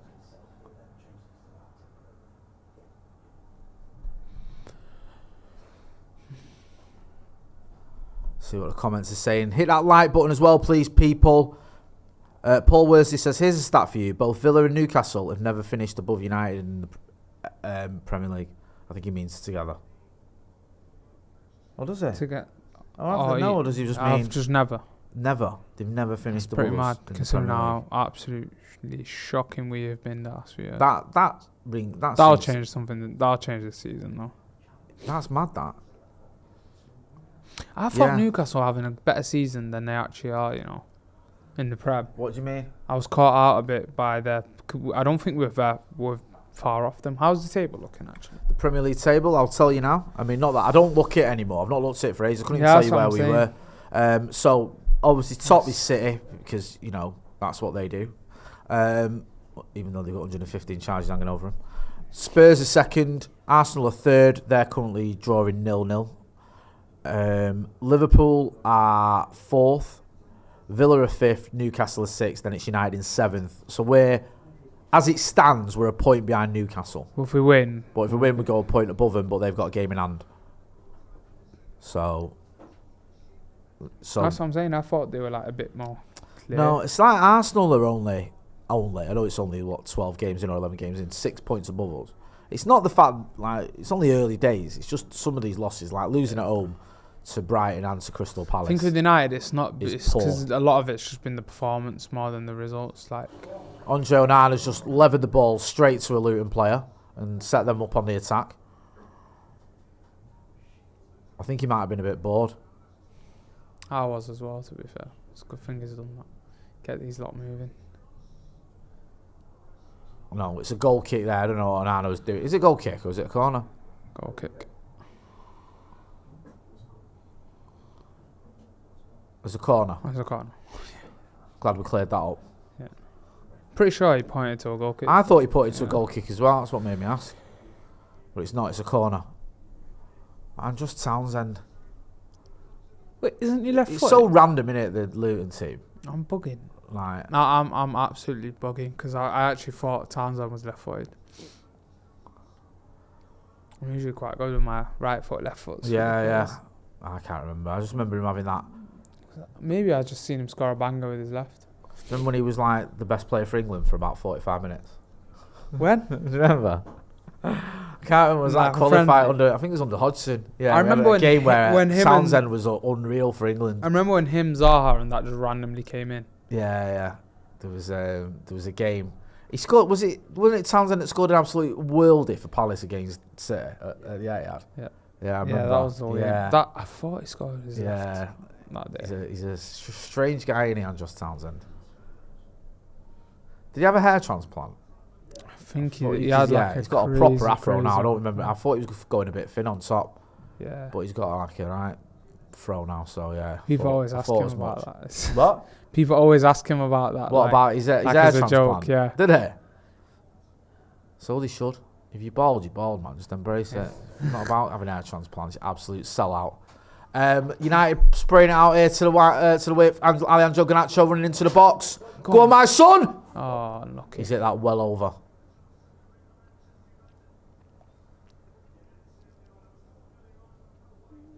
Good ball from Maguire. Good spot. That is a great spot. Good run from Garnacho. If he just keeps it down there. Oh, unlucky.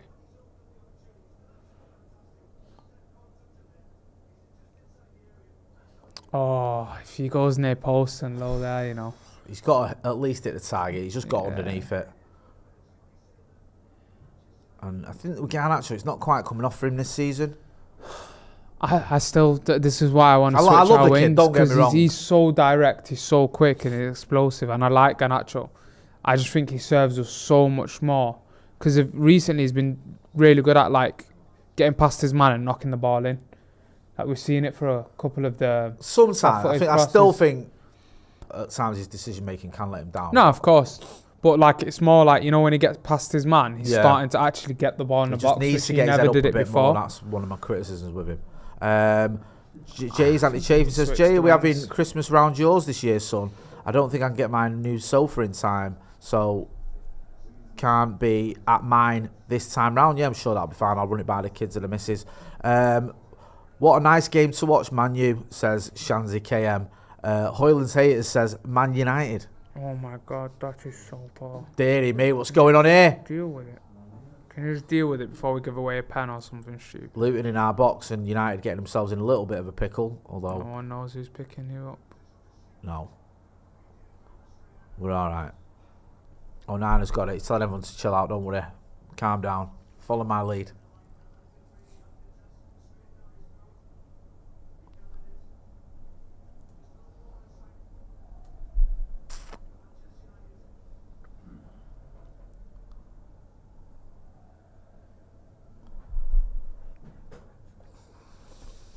The thing is, right, I know it's only early in the game still. You just don't want it to drag on because then nerves start creeping in. People start getting anxious, do you know what I mean? It's like we can't not win at home to Luton.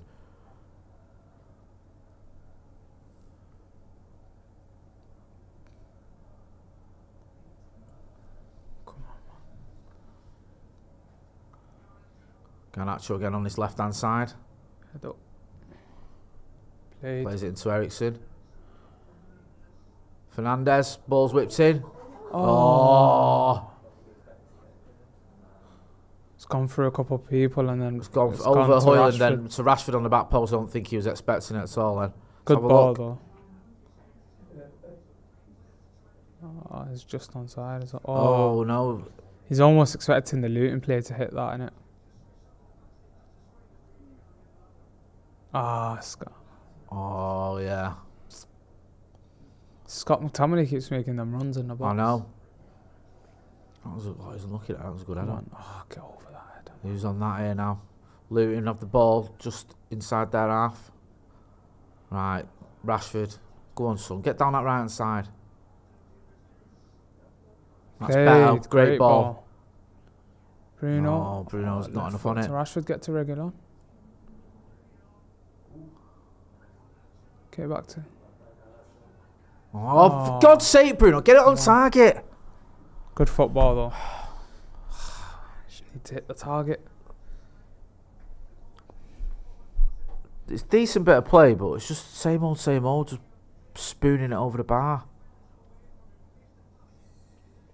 And look how high that shot actually is. He's not got, he's not the one at all. I mean, that is 10 yards over It's the a bar. bad effort. I can't even he just like stopped it and then just it's not, scooped it up.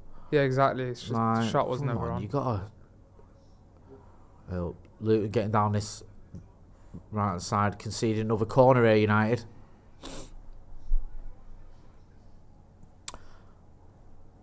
John B says we'd be 8-0 up if the goalpost was 20 metres high. It's a great point, that.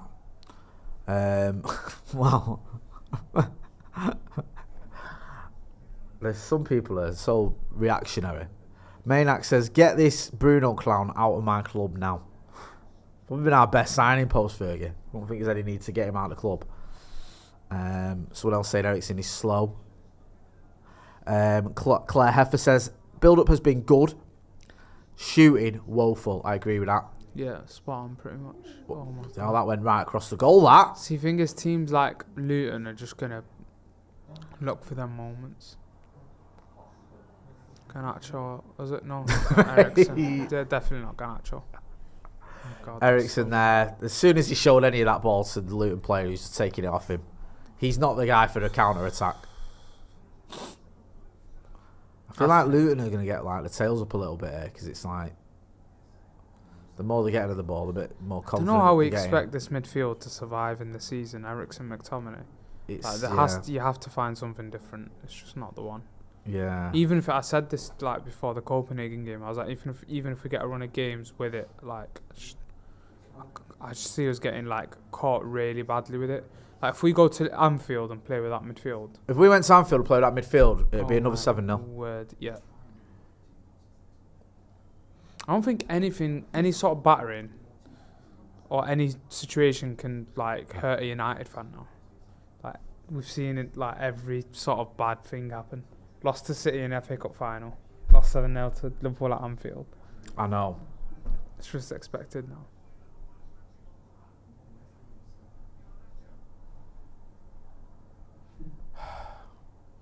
Just a nice, comfortable win. Is it too much to ask for?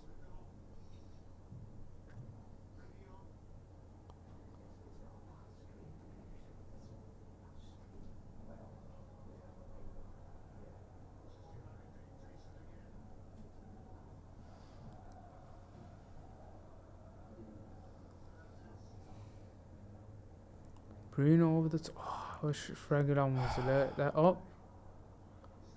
Come on. Throwing it to United right in the corner.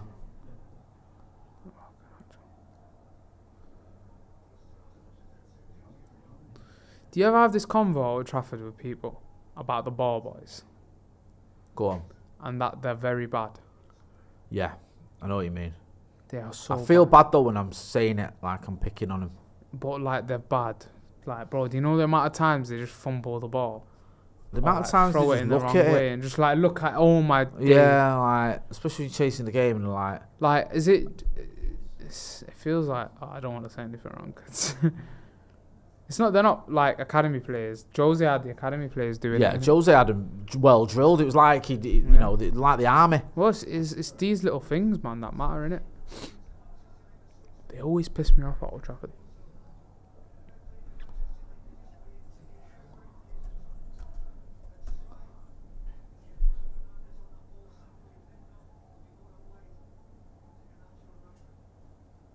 Nice football. Switch to the right. Try get it on the right. Maguire on the left wing. Hoyland is in here. Why is he not just set it back?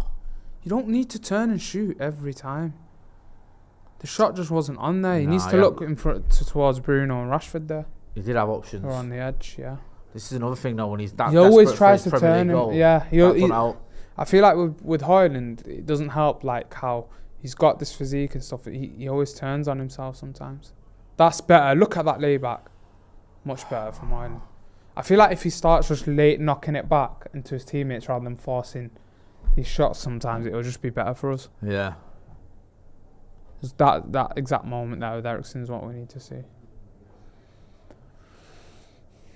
Maguire's been very busy. Like probably been the busiest United player on the ball, like up and down. The Swizzler says it's is Varane out? Sorry. Oh my God, what are you? Varane out is a bit of a shock, but I think there could be more ups to Ten Hag finally dropping Anthony, his man.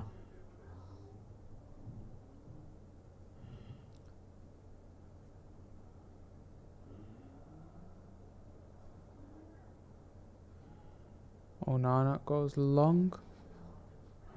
Chase that. Come on, man, the pressure there. Oh, we could have done better there.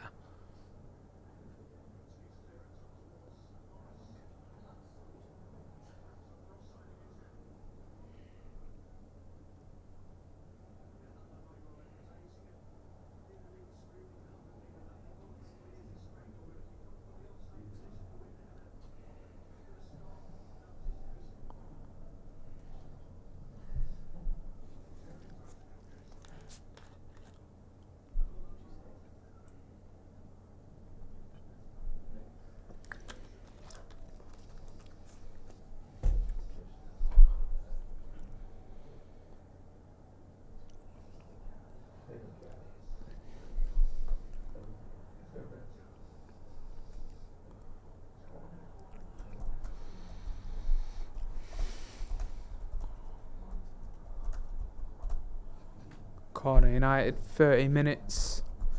Come on, man. We need to get a goal before half time. We can't keep like dragging these like games, man. Then it just ends up like a Brentford situation.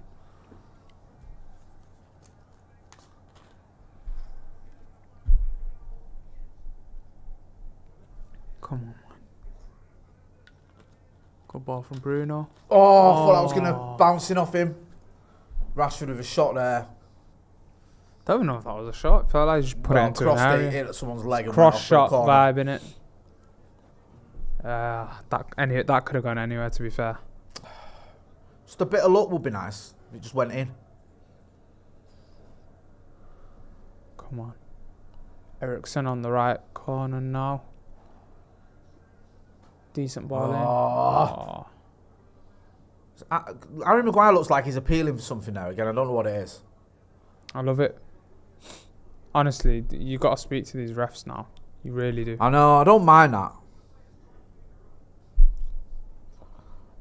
Like moaning and appealing. Everyone Especially else after what happened against City. That penalty was so soft.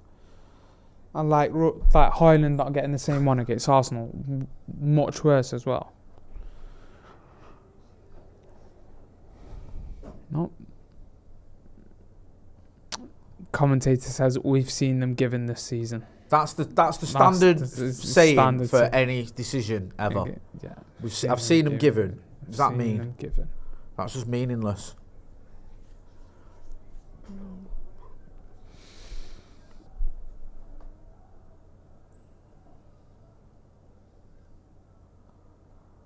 Bruno, man, what is that? Sometimes. Like, he's just trying a little. I don't know what he's doing now. I don't even know what he's thinking. He's just Mick Hartford in the crowd for all you older fans. VAR disgrace again, someone says.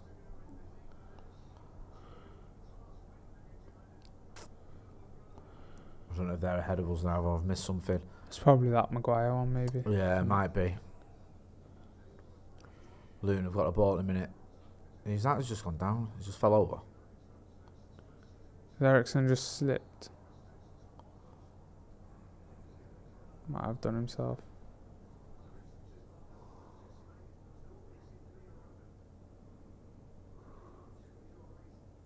I think, he just seems to fall over.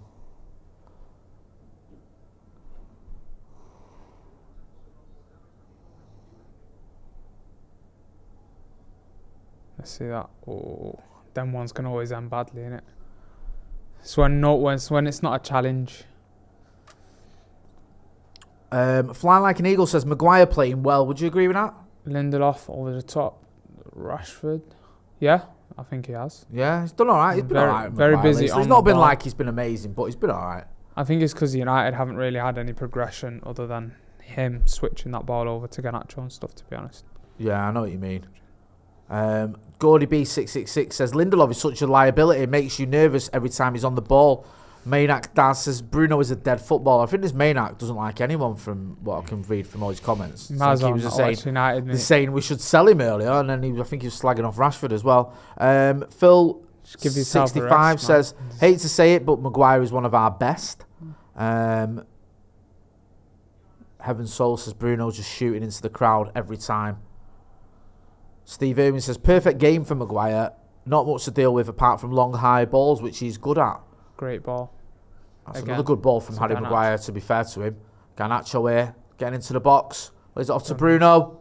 Why has Bruno not just shifted that to the right? That is, he's shooting there, right, with someone who's literally stood right in front of him, like half a yard in front of him, and he's shot, and it's just rebounded off him. It's a cross into the box. Luton just trying to clear this now. I think it's Townsend again who's trying to carry it out of defence.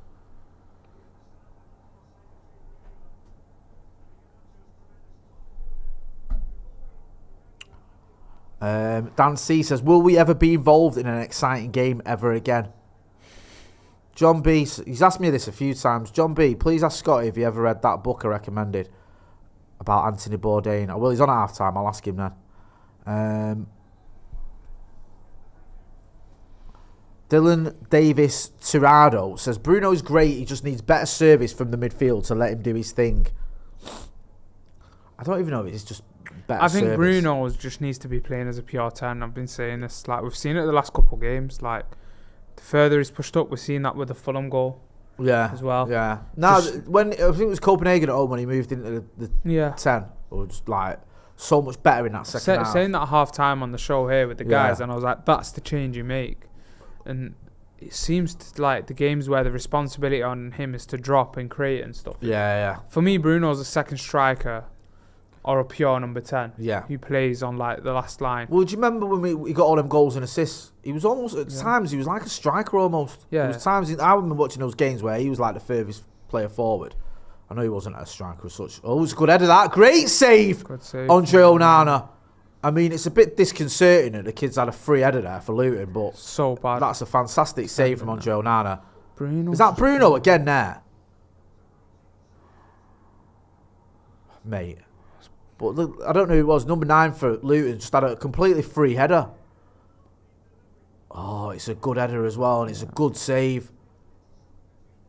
But that's not great defending there. And Townsend with what's basically a pass back. But Onana had to be on it there. Luton very nearly took the lead there. United need to get a grip. Played Bruno. The low here. Now we're on the counter. It's the last line. Go on, Marcus. One chopped. Played. Easy.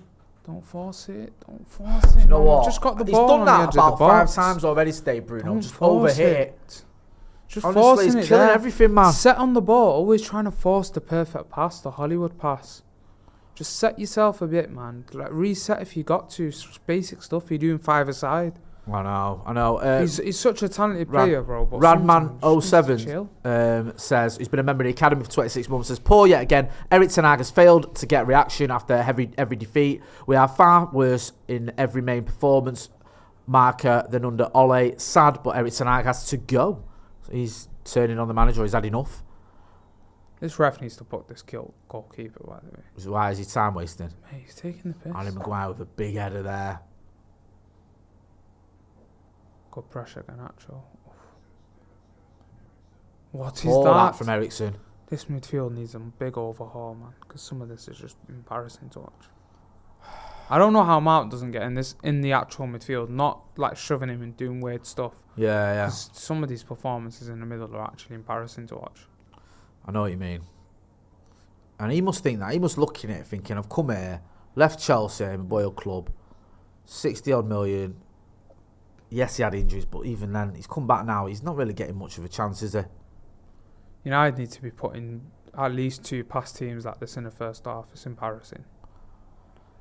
This is what I mean. It just gives them confidence, gives Luton confidence. It drains our confidence. I think something wrong with Ericsson. I don't think he's right.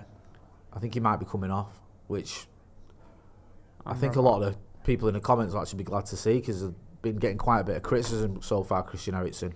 Eriksen's such a weird one. Sometimes you watch him and you just think, like, he's class. And sometimes you watch him and you just see all his faults. Defensively, you just see him lose his mind. I think Eriksen's alright if he's like as an option. When he comes off the bench, he seems to do bits. I think the problem is when you're relying on him, and in certain games, especially when it's physical, you're up against a really strong midfield, he can get found out because he's not that guy. Well, I think we're going to see Mason Mount now. He's going to come on. Putting on his number 7 shirt. That number's gone downhill, hasn't it? Let's have it right. Bloody hell. Aye. No disrespect to Mason Mount. I know he's only been here 5 minutes, but I think post Ronaldo, the first time round, everyone since it has been cursed. Cavani had a good season wearing it and then a stinker. Ronaldo had a good season, then obviously left under a cloud. You had Michael Owen, Alexis Sanchez, Memphis Depay. Stinks. Jesus wept. I hope it's nothing too serious with Eriksen. Like, this midfield is just the last thing we need now is injuries.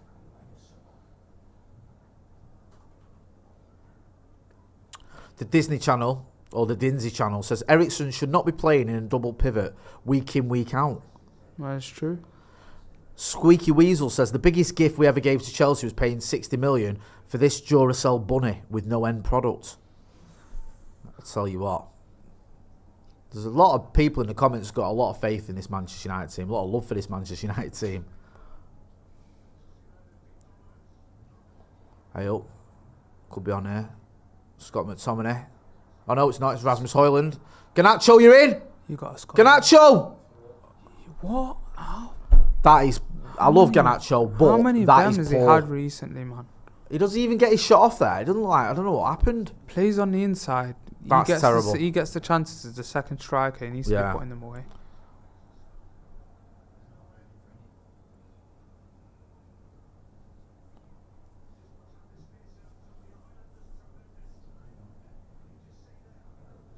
Keeper as well coming out. But yeah, he's got to score there though. He's had a couple of them recently, you know. It's just not happening for him this season so far. It's not happening for him front of goal. I think he's offering other things a bit better in the last few games, and that's why. And then you look at this. This is last season's goal threat, playing at right wing back. Basically, it doesn't make any sense. Does not make any sense. That's a good point, that, because he's not even like he's. I just shuffle it around slightly. Me. Jesus Christ! You can't get people back scoring goals if you're gonna be playing this system where we're just booting it up to Scott McTominay in the bottom. In terms of performance, this is poor. It is. I'm sorry. It is. It's not like we've created loads of chances and been playing well and their keepers kept him in it or anything. It's just United just been woeful again. Like, not creating that much, and what we are creating, we're not finishing, or you've got bad decision making in the final third. Scott McTominay does very well. played. Keep going. Regular. It's a poor ball though, man. Passing's just been bad. Like, seriously. Come on, Even man. that. What's he meant to do with that? Not another injury. No, I don't know. I think he's alright. I hope so. Redman07 says, why does anyone have faith in Eric Ten Hag? There was a banner last week and they didn't play like they meant it at all. Woeful versus Copenhagen and woeful again today. He's worse than Ole. Eric Ten Hag out. Andrew Sonada says, this isn't a poor performance. We are just allergic to scoring. I'm defending, I'm passing. I think this just might be our ceiling. What? This might be this type of 11. Like, this 11 is just not good. Let's be real, man. Let's keep it 100. Like, it's just not.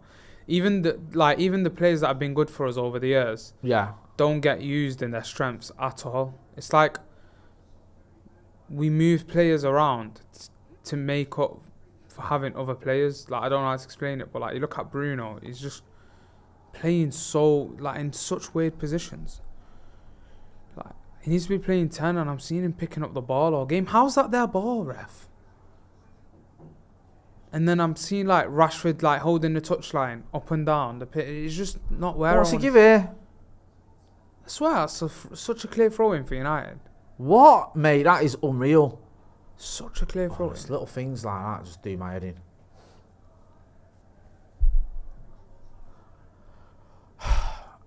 Towards our time, another wasted 45 minutes from Manchester United, to be honest with you, unless we do something drastic in these last couple of minutes. It's not been great at all. Is that Luton fan singing "You're Getting Sacked in the Morning"? I think I can hear. Who doesn't sing that these days? Yeah, that's it. It's been killed, hasn't it? Every manager gets it at some point.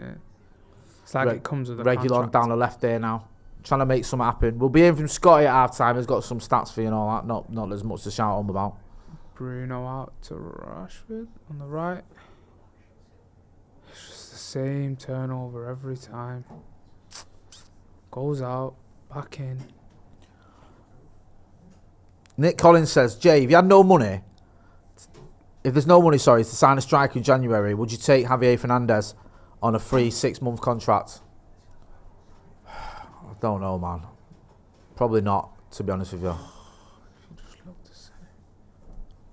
I think his time at United, might have ended a little bit prematurely, but it's certainly not time for him to come back. Luton on the counter now as well. So easy there. Cannot choke giving away the ball there. Man, come on, man.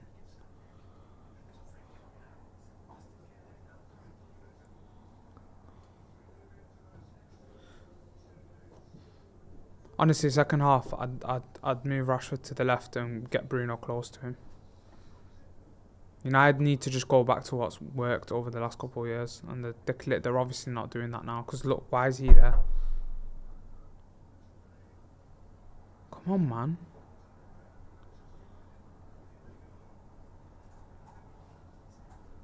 Maguire steps out to Regulon. Regulon now here down his left-hand side. Can we create something? Bruno over the top. This is why I don't like Bruno playing there, man, deep. Fergal McClement says, I don't get this negativity, to be honest. Just be patient.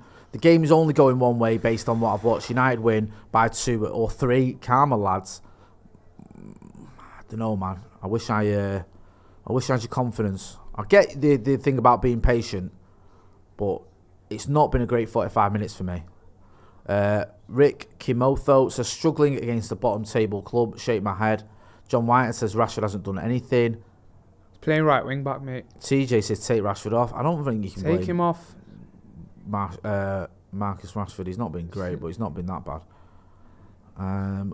Lollipop says what an abysmal first half. Just to discuss this, I don't know what you expect players to do sometimes, bro. It's like Bruno, you play him, and Bruno, I always talk about Bruno when he frustrates me, but you know what Bruno's strengths are and what his weaknesses are. So why have you got him dropping in deep, doing it? I spoke about this against Copenhagen. when you push him further up off the striker, you're going to get something better off Bruno. When you're trying to get him to dictate playing and find passes from deep, same thing goes for Marcus Rashford. You're playing him deeper than Delo. So he gets the ball, knocks it into Delo. How do you go from scoring 30 goals last season, playing on the shoulder of the defence, to then playing essentially as the passer to the right back? Yeah, I know. Even the goal he scored at Copenhagen. Now I know he's not been great on the left. Obviously, other than the goal against Galatasaray against Arsenal away, he didn't really get anything. But it doesn't. If you want to get him up and running again, then you don't just use him as like something to bounce off the pass for like the right back. It doesn't make any sense. Like, people need to stop just getting pissed off at players so quickly without analysing little bits that are very important, especially with players that have done well for us. There's a lot of players on that pitch that have done fuck all for United, and they get away with it every year. Some players have credit in the bank here, and Erik ten Hag needs to start using their strengths. No, I agree. Get involved in the comments in the chat. Let us know what you think. It is half time. 0-0 Manchester United and Luton. I mean, yeah, it's one of those, isn't it? It's just not too much to shout about in that game, to be honest with you. We had a couple of chances. We're going to be in from Scotty in a minute as well on Stats Corner. In fact, we'll go to you now, Scotty. In fact, sorry, Eve, can you bring Scotty the iPad? I've got it on my phone, mate. It's alright, give me the iPad. It looks bad. Get involved in the comments in the chat. Fergal McClement says, there is a penalty in this game for Garnacho running at his man. Wait and see and shout me when it happens. Maybe. Want to see a bit more from Alejandro Garnacho. He's had the best chance of the game so far. Duncan D's Nuts says, need to stop listening to numpties in the chat. Fred Longlip says, half time and we're playing in fried cheese. Manchester Ancoat says, get something changed, like the defence formation, more team building. Philip and Ganga says, I swear we're watching second division football. TG or TC Chubb says, boring ball, LVG regen. It's not quite that bad, boy. I can see your point. Uptown Rocker says, useless. Jake 3W3B says, I have no hope. Fred says, Garnacho has to score, but I still think we'll win. Hamish Morrison says, lads, it's been a game of poor finishing, that's all. And I don't think Rashford is offering as much endeavour as Garnacho. The comments are boring and need sacking, says in time you will find. And Salil Shenoy says, Garnacho is starting to look like a player 5 years down the line. People will be saying what could have been talented for sure, but not clinical and lacks decision making. A bit harsh that on a 20-year-old. Still young, it's what you expect. 20-year-old kid. Is he even 20? I thought it was 19. Or is he 19? Sorry, I 18, thought. 19. Right, well, if he's 19. He's still very raw. Yeah, I think, no, you're right, he's 19. He turned 19 last season. The point that someone was making about Garnacho doing it and Rashford not, for example, it's where are those players playing? If you're playing on the inside of the fullback, you're going to go in on goal. Yeah. You're literally going to go in on goal. Just what you're all watching the game. I don't need to explain this to you, but every single time I've looked up when we got the ball on the right wing is the ball goes out to Rashford. He's then got 4 Luton players in front of him. Then he plays it to Delo. Then it comes back. Then he plays it to the left. Shall he just run into 4 players as he's doing at the start of the season? Just run into legs? Stupid. No. If that's how you're going to use him, then just be smart. He gets the ball, pops it into the centre, and tries to just play basic football. If that's what Ten Hag wants Marcus Rashford to do, then let him do that. Yeah. But don't complain. That's what Ten Hag's doing right now. That's the system he's playing. That's down to Ten Hag. Garnacho's the one playing on the inside of the fullback and getting the chances. Yeah. This is why I'm saying Man United need to switch their wingers, because in the moments that we've seen when Rashford gets the ball there, in my opinion, because of how direct Garnacho's playing, he would service us more to just be a bit more sort of adventurous, take his man on, because he is very raw and he is taking more risks. Then use him on the right. Use him a lot more. Even though if you're going to use Marcus, let him get down that right road, because half the time he's not. No, well, he's asking him to use Delo on the Delo has the higher position. Like, that's what I mean. So you're not even asking him to do that anyway. You're just sort of saying, right, link up with Delo, let Delo bob on. Like I'm absolutely. I just think. By the way, I'm absolutely with everyone. Like with everyone criticizing a lot of these players, but then there's reasonings for things happening. Yeah. And I think if you've been pissed off at a player, you can't just for every game. Like today is quite evident as to why certain things are happening. Whereas early in the season, you watch a lot of games with Marcus Rashford and you're like, you could do this better, you could do that better. But that you can't really do much more than where you're playing today. He's literally being used to just... He's literally like it's like using a thing like that camera there, just bounce it into it and get it back. That's it. Yeah. That's what the right back does. That's what I mean. Like, if you are going to use him down the right, let him run at the players, let him run at the defenders. Don't have Delo doing the overlap all the time. Mix it up a bit. The system's clear. A lot of the time, that's what we're seeing, and it's for me.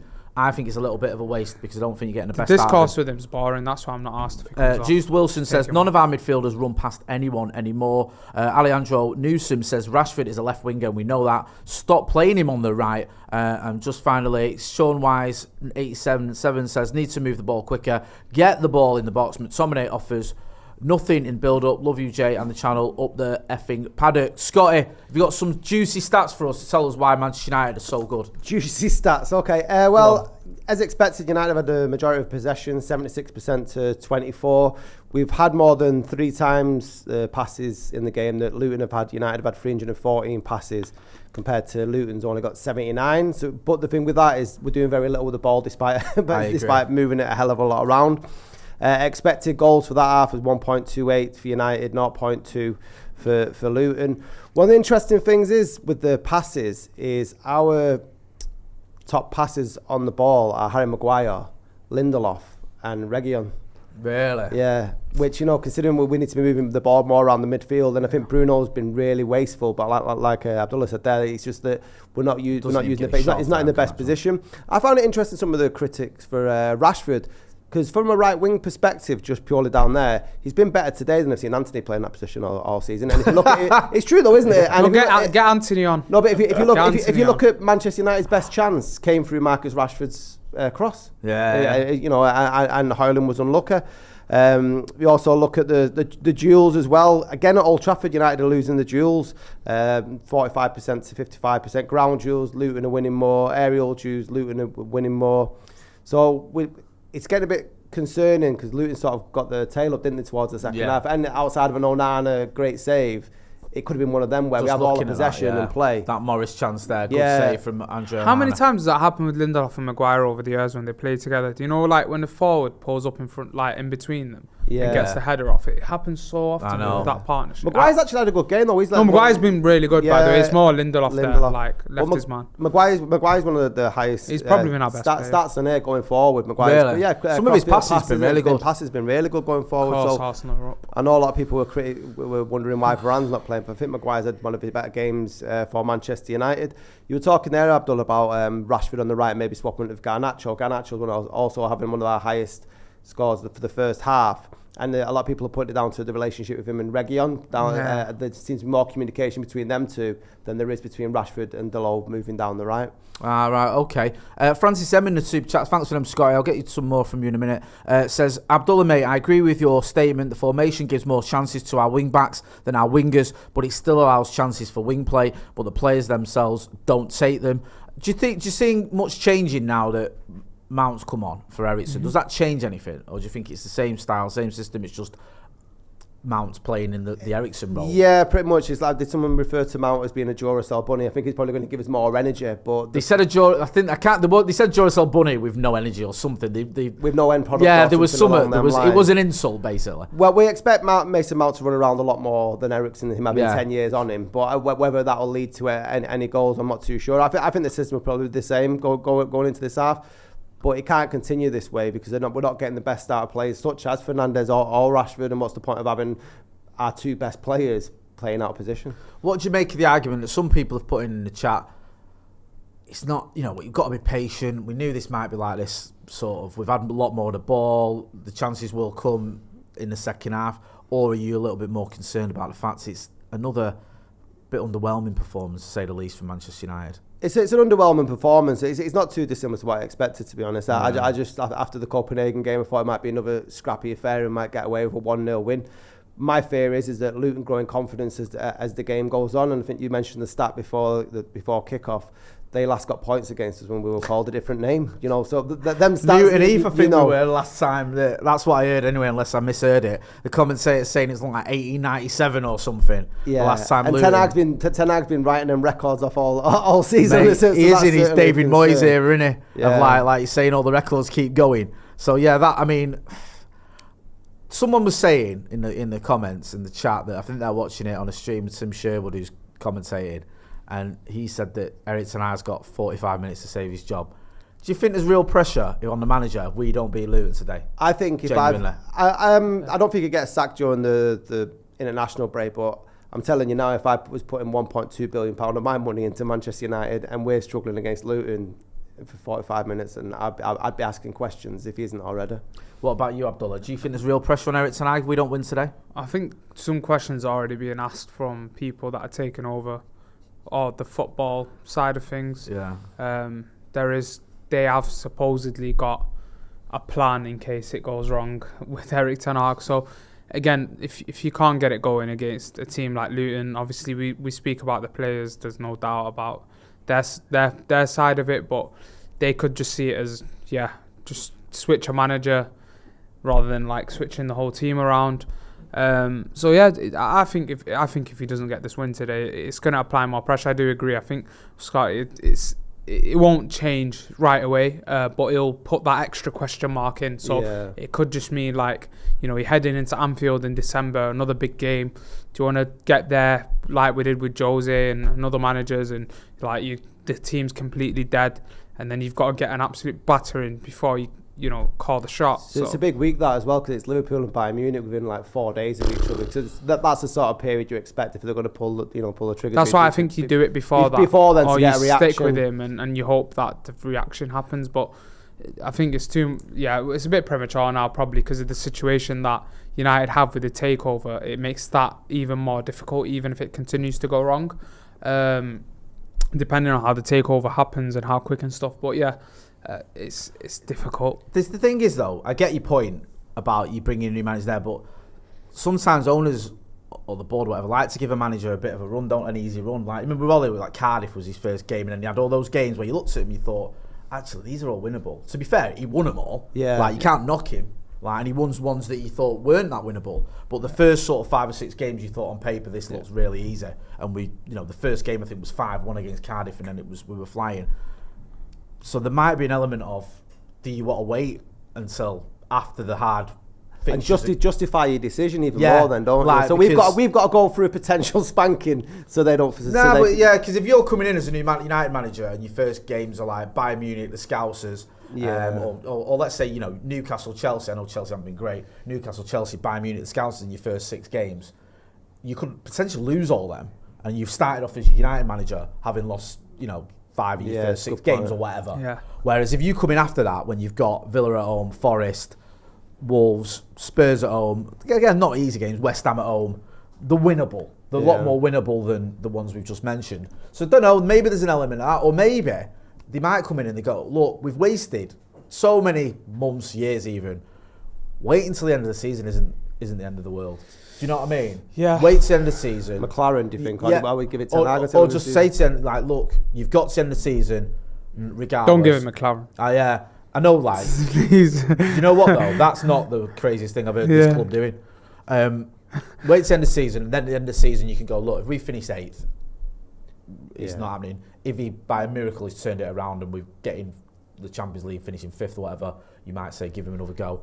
I think United's biggest issue right now is the performances and the results. It's not just like the performances are okay, the results are not really there, because I think that's a lot more bearable. Yeah. But it's the issue is we're not. There's no patterns of. I know people like to overuse. There's no patterns of play. There's no this. There's no that. But like, there is actually, like, when we're creating chances, it's like there is no consistent way of creating chances. Like, you look at the goal we scored against Copenhagen, the first goal with Rashford into Wan-Bissaka into Scott McTominay on the underlap, and then the ball comes into Højlund. That's the goal that a top team scores every week. Yeah, we've seen 1 or 2 of them goals at best from Manchester United this season, at best.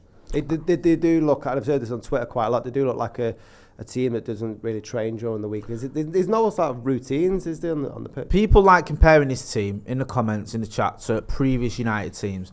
Is this team, for you, better now, what you're watching now, than what we were seeing under Ollie?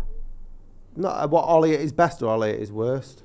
The thing is, even when Solskjaer, and I was one of Solskjaer's biggest critics as a Manchester United manager, we were winning games by moments which sort of alleviated all the pressure. We'd have, like, was it Cavani against Southampton? Do you know, the games weren't great, but we had their moments, and it sort of instilled a bit more confidence in the fans.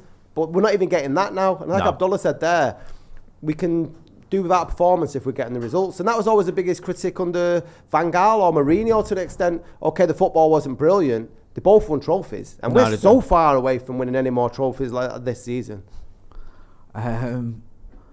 Seeing someone I know in the crowd there. Sorry. I don't know why I was so shocked there, showing pictures of the crowd. The crowd's still smiling there, a few people looking happy. Hopefully United coming out of the second half. I mean, look, we've got 45 minutes, a lot of football left to play in this game. It wasn't an amazing first half, but like you were saying there, Scott, we had a lot of the ball, created a couple of chances. Maybe, you know, on another day, Højlund gets a goal, Garnacho gets his shot off. I think that was the most frustrating part of that chance, is that when I watched the replay there, he didn't even get his shot off, did he? Got tackled. No. The thing is, though, Jay, is that this is a game where United should win and have an opportunity to make a statement or try to say, right, we are on the way back. Yeah. And if you're not doing it against Luton, we've got Newcastle and Chelsea coming up. I don't think they're going to be doing it against them two. No, you're right. And it's, do you know what it is with Luton? And you're running out of the opportunity to do that. No, you're right, 100%. And I think with Luton as well, there's that whole thing of it's Luton. It's a team that have never been, I don't think they've ever been in the Premier League, have they? Only just about got into the Premier League. A very small club, no disrespect to them. They've got players playing for them that were surplus to requirements at Manchester United that weren't deemed good enough, and they're either in the team or on the bench. You're coming out of this run we've been on where we haven't really been able to sort of put any performances in or get a run together, so it just looks bad anyway. It's like, regardless of what you're looking at, the performance and what goes on in the game, United could hit the bar 10 times, whatever, but it's the fact that on paper you've got Luton at home, who haven't beaten Manchester United since we were called Newton Heath, since 1897. Yeah. So if you don't beat them, there's almost no excuses. And I just can't help but feel that despite what noises Jim Ratcliffe and his team or whatever make, they've got to be watching it thinking, this guy, man. Yeah. Are we going to give He's got to be thinking that as well. Yeah. Though. Are we going to give this guy next summer another 250 million to spend? What do you make of this then, Jay? Because if you look at the lineup today, Mount's on the bench, his signing. Yeah. Anthony's on the bench, his signing. Yeah. Amrabat's on the bench, albeit a loan player, but he was chasing to buy him, wasn't he, in the summer, just because of FFP and because we couldn't move players on. Yeah. We wouldn't have signed him. But they all start on the bench. They're players that you'd expect Ten Hag to, you know, if he's building the team around like a system that he forced, like something he wants to happen, but he's not using the players that he's bought. That's the worry in it. I give you that, because if you're losing faith with the players you've brought in, it don't make any sense. No, like if you're saying, look, I don't rate Varane, or I don't think he's good enough or fit enough, I think we might need to change it, or because I'm not going to put faith in him because, you know, he's a player that I inherited. Yeah, he's good for a certain amount of time, whatever, but not you know, he's not the guy for me. I can get it, even though I don't agree with it. You can go, okay, you didn't buy him, you get it. When you spent 140 million on Anthony and Mount, and you don't think they're good enough, that's a worrying. That is a worry. You come and join us while Abdullah's just taking a bit of a break. He'll be back shortly, but Scotty's going to come and join me. Scott McTominay, in the meantime, has had a little bit of a knock there. I'm just having a look at this. I don't think there was anything in it malicious.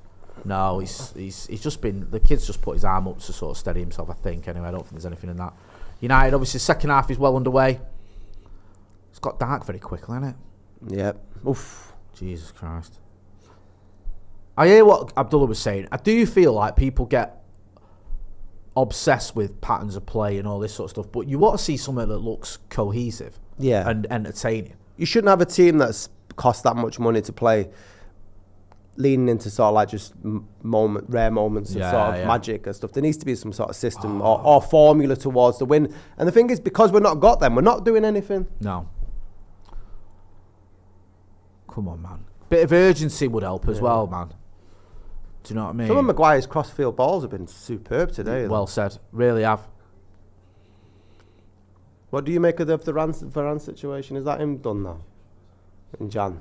The weird thing is at United, we do have this sort of habit of players having some form of redemption who've been written off. McTominay was written off. Maguire was written off. Even, under Ragnick, people give up on Marcus Rashford. I think they're getting there again now, but it happens with players where you go, oh, that's him done. So I'm a bit loath to say he's done, but he's not looking great. And I wouldn't be surprised if in summer he did make that move to Saudi. I do feel a little bit for him because he retired from international football.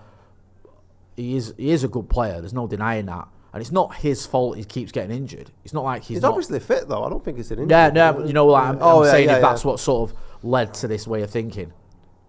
Oh! You've got to be doing better than that. Has he just missed that there? Has he headed it wide?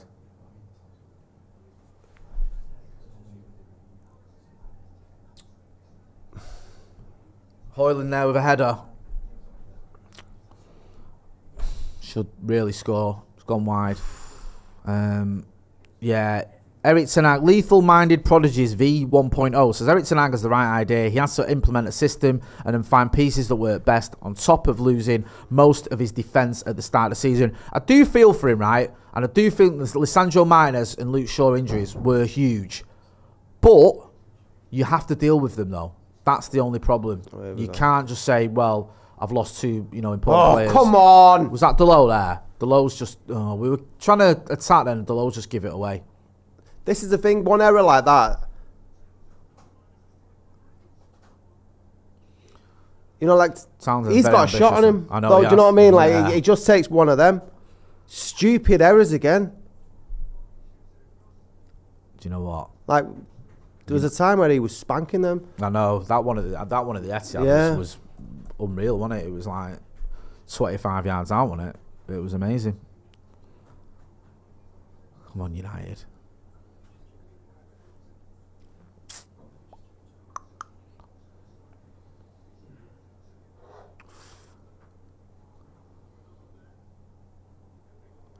Go on, lad.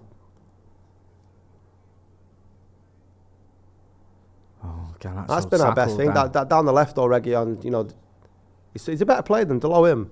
Regular. I think he is, yeah. Again, it's fitness. Yeah, I've been impressed with Regular. Again, yeah, it's just it just annoyed me, the fact that he got injured after 2 games. I know it's not his fault. And then remember we were playing Lindelof at left back. Yeah. And you're like, and everyone was having a go at him the other week. Was it the Derby who was left back? I can't remember. I think it was. And I was just like, it's not his fault, really. He's not a left back. And it's mental that you're playing someone like Vincent Lindelof at left back in the Manchester Derby. When you have options. I know, yeah. It's I don't know. This is the one worry I've got, is that people, when the results aren't going your way, start looking at some of Ten Hag's decisions as well. No injuries have affected him, but shuffling his pack in a way that he has, trusting certain players and not trusting others. If the results aren't going your way, people start looking at it going, this doesn't make any sense to me, this. No, because all the pieces add up, don't they, really? Yeah, it's like, why are you playing a centre-back? Go on, lad. Could be in here. Great tackle, that was it. Just look a little bit. Everton are winning against Palace. Give it 2 minutes. Everything's coming down this left-hand side. Garnacho's been our best player this season, I think. Even though he's been playing... Do you reckon? I think so. Do you know what's sad for me as well is the lack of options for player of the season so far. No. Like, if you go through it, there's not anyone that sort of stands out. And you go, oh yeah, he's been amazing, or he's been mint. Every single suggestion you've got feels a little bit flawed. We will be getting Abdullah back in a minute as well. He's joining us in a sec. Scotty, before you get off, if it stays like this, what do you do? What do you mean? If it finishes 0-0? No, if it's staying 0-0, what would you like to see Eric Ten Hag do? What do you think would be an option? I know we've not exactly got an abundance of match-winning players on the bench, but if you've got to make a change, what change do you make? I'm not too sure who there is on the bench that can come on and change the game at this stage. To be absolutely honest with you, he's got to sort of speak to the people on the pitch and get more out of them. As Abdullah was saying just at half time there, like moving players that are on the pitch and putting them to different positions. I feel so bad for Rasmus Højlund Because if you look at his, was it 5? He's a leading goal scorer in the Champions League. Right, we signed him to be a goal scoring machine. It's evident that he can do it. But why are you setting up the players behind him and not drilling him? Get the ball into him, and it's not. It just, I don't know. If it stays like this, I'm probably not going to go and do my BBC show and head to the pub. But anyway, I think Abdullah's coming back right now. We'll lift you a bit, Scotty. Cheers, my brother. Abdullah's going to come back. Get involved in the chat and the comments, and I'll go through some of them as well because, yeah, it's been a bit of a... so far, I mean, it's only early... It's still, I don't say early days. We're 52 minutes into the game, but there's a lot of time left for us to get a winner and get going. Lethal Minded Prodigies 1.0 says, yeah, I agree with Jay. We show glimpses of having a great team. There is not a team we have played that we haven't played even. Frustrating, but also promising. People asking, Abdullah, what you make of the Jadon Sancho situation. A couple of people have asked this. It's just the thing is with Jadon Sancho, unlike other situations, a lot of it is down to him from what we know. So, you know, a lot of stuff that he's done at Dortmund, at City, that's caused him issues at those clubs. Yeah. Being repeated. But then you've also got this thing of when Manchester United go through these situations with players is why do they never get ironed out? Yeah. The people that deal with these things are very, very bad, you know, from a PR perspective. Yeah. Awful from the club. You know, from the manager as well. I think there could be, you know, again, one of the things is with Sancho was him looking at Anthony and saying, well, why is he starting? Well, you know, when you look at pre-season, you know, playing on the right wing, doing well last season, then you bring in Anthony. And, you know, going from Martial, I think it was Sancho, Martial, Rashford doing really well together in pre-season. You guys were out there, and I thought, in my opinion, they did quite well. No, I agree. Garnacho's been dispossessed a lot today. Yeah, he's lost the ball a lot. He's just popped out to the right. I wonder if that stays. I would love to see that. Yeah, you've been calling for that, to be fair. For time. We've had a goal as well at the Emirates. Wow. Burnley have equalised against Arsenal. Burnley. Interesting to see if it stays like that. I just can't see past City again me this season for the league. Yeah. Honestly. I'm not being melodramatic because Burnley just equalised. I've been saying it for a while. Like, the only team you'd back to, like, really challenge them, you'd say maybe... Go on. Liverpool? Yeah, I agree. But I mean, then that's just horrible, isn't it? Midfielder, That's horrible. If that's the option again, fucking hell. It does look like, for the time being, Garnacho's on the right, by the way, which is the first time we have seen that in a while. I'll either turn out to be an absolute waffler or a genius. One of the two. Those are the options. Let's see how it plays out. I wish it stays like this, and just not just one of them like switches in game for like 2 secs. Reguilon's been good, I think. Anyways, I think you guys... Yeah, at least he gets forwards as well, doesn't he? Which is what you want to see from your... Feels like a natural... Your left back. Yeah, sort of attacking, getting down that wing. I thought for parts of buying away as well, he was all right. And then... No, he was. He's just... That's what I mean. He got that injury at the wrong Rashford time. switch out to Garnacho. That's the other thing, man. I think our switches from wing to wing need to be quicker. We don't shift the play across. Yeah. Because if you want to open up space, it's just the normal thing to say. Oh, unlucky there. Mount's just turned there, but he's lost it. I mean, to be fair, I don't think there's much on here. Luton trying to counter. If you want to open teams up, that switch of play from one wing to the other needs to happen quicker. Yeah. No, I agree. Because that's how you open it up. But with Man United, it's so slow. So teams are just able to just set in their place and just close it down. Go on, Marcus. Don't let him get past you. Keep going. Played. Come on, boys. Stay with him. Stay with him. Hit that like button, people. Come on, let's get to 1,000 likes. Over 2,600 people watching. We've still not hit 1,000 likes. Come on, United, please, man. Come on, United, please. Come on. Abdullah's begging you to sort it out. He's pleading. Come on. Bro, you can... Come on. Come on. Come on, Reguilon down the left there. Go on, sunshine. No.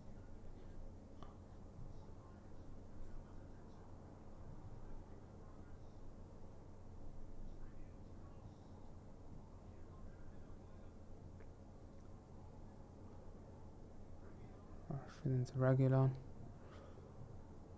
See how this plays out now.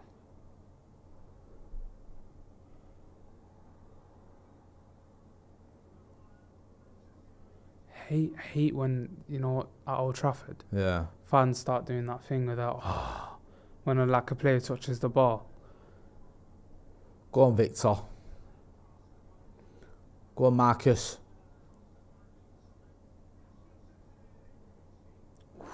Not a bad ball, you know. More of that. Rashford dips one into the back post. You'd want to see someone attacking them, though, innit? Yeah. Like, it's a good ball, that. Right. Lindelof out to Rashford. Go on, Reguilon's on the overlap. Reguilon needs to run inside there.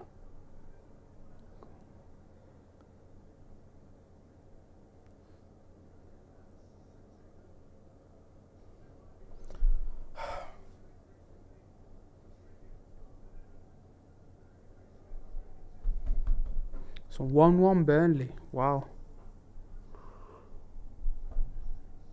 Corner United. Bruno in the box. Come on. Rashford. Oh, he's put it in. Lindelof! Let's Come go. on! Mate. Fine. Take it any way we can get it. Victor Lindelof with a goal. It could be a big goal for United as well.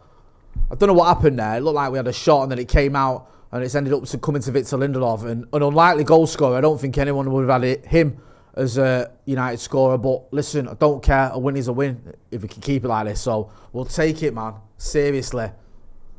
Let's have a look at this again. Corner here from United. Bruno whips it in. They can't really clear it, Luton. They'd probably be annoyed that. Marcus here. Drills it in. Scott McTominay. Don't get his shot. I think that someone sort of challenges Scott McTominay as he tried to get his shot off. It comes out to Victor Lindelof about 8-9 yards out. And he just fires it home. Let's have a look here. Yeah, he just smashes it down the middle of the goal. The keeper's out of the way. Happy days. Well done, Victor Lindelof. Took a little bit of stick as well, Victor Lindelof, but fair play to him. Hope this game opens up now for you. You'd think so, wouldn't you? You think now, Luton, they've got to go for it a bit if they want to get anything out of this game. I'm just glad with one thing there that Mount does that's so basic, but oh my God, VAR. Let's go. Don't. Why were they even checking that? Genuinely? What they're just desperate. Even was Can we on? find anything wrong with that? Let's have a look. Like, do you know what I mean? Fuck like off. what Mount does there, like where he turns his body to just face, you know what I mean? Where a lot of our midfielders, you just turn and then reset. Look who's coming just on. Basic things. So Heath Chong's coming on. For Townsend. Hey. Oh, it's 2-1 Arsenal apparently, according to someone in the chat.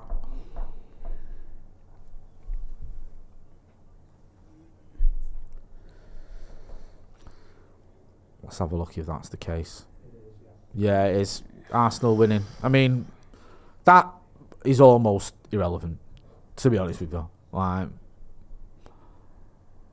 They're always going to be. It's not us versus Arsenal and City for the title, is it? It's like Highland, that is so poor. Come on, That's Rasmus. shocking. Come on, man. He's got to do better there. Why has he switched it back round? This is what I'm saying, man.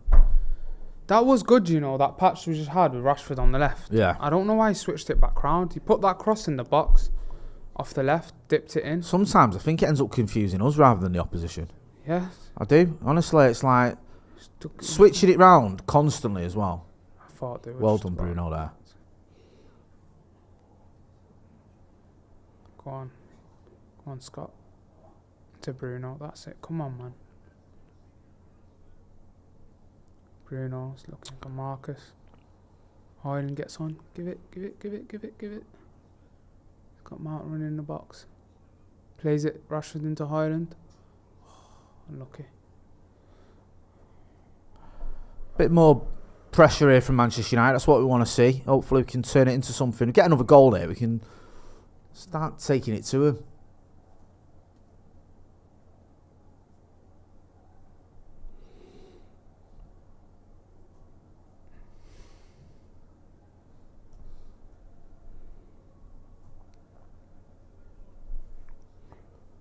Victor Lindelof, the goal scorer. Garnacho here on the left this time. Plays it in the middle.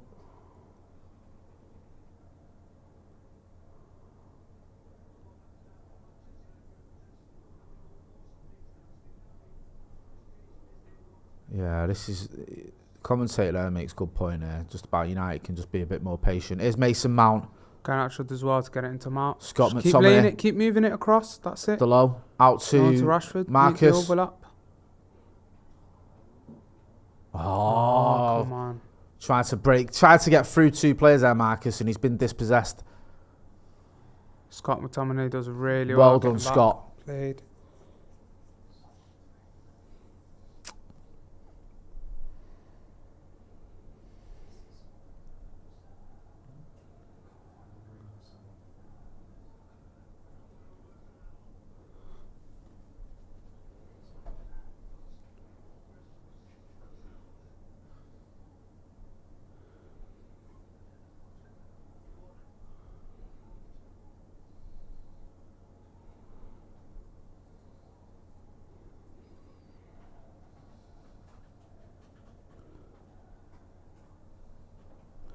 Get involved in the comments in the chat. Let us know what you think. And hit that like button as well, people. Let's get to 1,000 likes. A few people, talking about that. Mate, honestly, some of the things that people say about Marcus.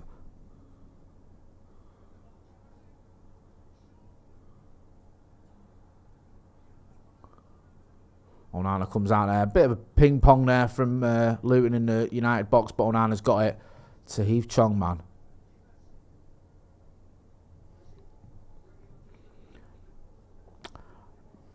Tactics Gaming says, can't wait for tonight's presser of some other game, lol, because this is woeful yet again. Luton is 20th in the league.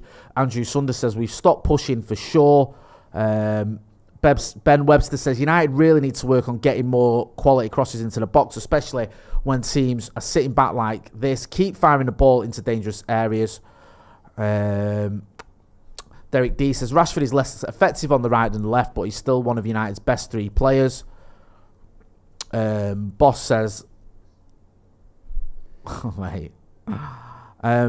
Joe James says, Anthony coming on, question mark. Jay and Joe's adopted son, Benjamin, says, Jay, your opinion on Regulon? Also says, hey, Abdul, how are you looking fit, bro? Thank you, mate. Yeah, been working out in the gym and that? Now, this last month has been a bit rough, mate. Yeah? Because I've been ill a lot, so if anything, flopping, but we'll come back. Okay. Back on, I need to get on them 10k runs you do, mate. Every time I see one of them pictures. Mason Mount, what are you doing? Me, Mason. Oh, he's done well there, though. He's won it back, and then they've got in each other's way. Well. No, we're all right. We've got possession. That's what here. he gives you, though, there, compared to Ericsson, innit? Go on, Bruno. Go on, lad. Oh, he's not. He's just got to pass that. He's always looking for that extra man to beat to then open the space. I get what he's trying to do, but if you just attempt the pass to Hoyland there, you're better off. I know. Come on, man. He's got to do better there. Oh, mate. Did someone say Anthony coming on? Yeah, someone who's obviously ahead of us in the stream said Anthony could be coming on. So if we see that, or we're waiting for that, I want to see who he's coming on for. Wonder if we're not there yet. Did Garnacho play all night against Copenhagen?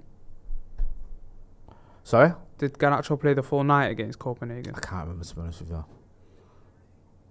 Come on, Reds. Please don't concede there. Well played, Mount. You know what? He's done very, very well there. There's twice that he's come back and recovered. But what the hell is that goal? No. He's absolutely spooned it. No, yeah, he did. Garnacho. He played the full night against Copenhagen. Yeah, I wonder if it'll be him. Yeah. It's a lot of football out in it for a teenager. So, kind of makes sense. I really wish we had, I wish it had worked out with Anthony or Sancho, because yeah, it is Anthony. I still feel I think he's a substitution, by the way.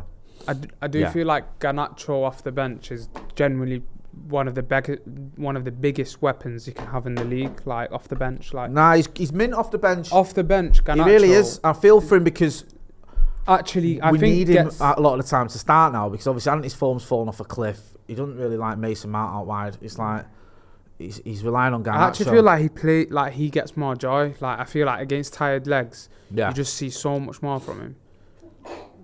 But yeah, it's interesting. Ricky Spanish says Anthony to come on and put one in row Z. Nicholas Newton says, why not keep giving Mainu a go? Bruno needs dropping. They're not the same position, though, are they? Do agree though. I would like to see Manu play. I like to see Manu, but I don't think be for it'd come. It wouldn't be for, If for anything, Bruno. you'd need to like. I think you need to set. I think you need to like reset the midfield a bit and have a bit more control behind Bruno. Yeah. Because right now, no one else is going to create like Bruno in this team. Unfortunately, it's frustrating as I know he can be. Like, I don't disagree with you, but no one takes the risks or tries to thread the ball, or you only got to look at the amount of chances he creates. But yeah, it needs to come together. I think one of the interesting things with Man United creating chances is Højlund. Like, there's been a lot of talk about, whether it's his movement, whether it's like we don't find him put the right crosses in the box. I've seen quite a few people say he should be firing crosses into the box, but sort of disagree with that. I feel like the way we should be, creating chances should be more via stuff like underlaps, like we did against Copenhagen. I saw Statman Dave do quite a cool video actually on like Bruno last couple of weeks. I watched it, I think, last week, and he was talking about how when he makes those underlaps, and he did it a lot under Ollie. And remember the goal against Newcastle away where Rashford lays it in, and then he scores that goal in the top corner. Like, he's so dangerous there, and I feel like he's not been making them under Ten Hag. He seems to have a different role. I think that's another area where we could use him. Just our midfielders in general need to do more of that. That's very, very good from Lindelof. Steps up, wins it. Oh, Højlund dispossessed.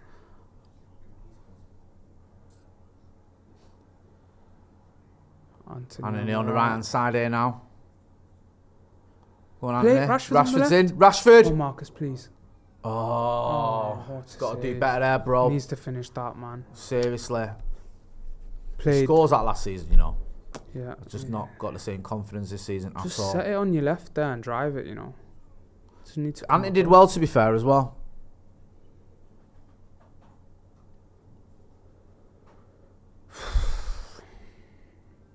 Yeah, Anthony did really well. That's not a foul, He got the ball there. So Heath Chong's bought that one. Regulon's come from behind, but it looked like he got the ball from where I was sat anyway. Boss says, play Lee Sharp on the left. Great shout out. Wayne Flynn says, Manu, get him on. Adam MP says, play Ribley on the left. All good shouts. Anthony done really well there. Great ball. Why didn't you just set it onto his left and just drive it?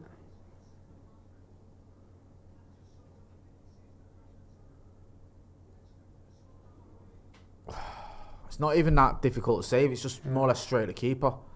Go near post there or around. He's not really made the keeper work for that. The only way that's going in is if the keeper moves out of the way. Better there. Yeah, that's really disappointing. That. It's either like, I think once you're getting it on your right foot for the shot there, you just go near post and hard, low and hard.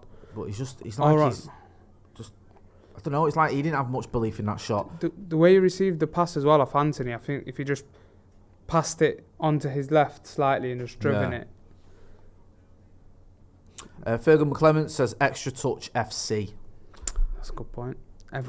All our forwards love that right now, innit? They just take extra touches. Dan 8 says this is Rashford from 2 seasons ago all over it again. Red Kyber says we blaming Anthony for that law. I don't think anyone is, to be honest with you. Anthony did really well there. Very good move. That's what we want to see off him. Yeah, see more of that. You know what I said earlier about driving into the centre, like seeing him do that at Ajax, and I feel like he never does that here. It's because he can create moments like that. But he just seems to always love to just take it wide every time.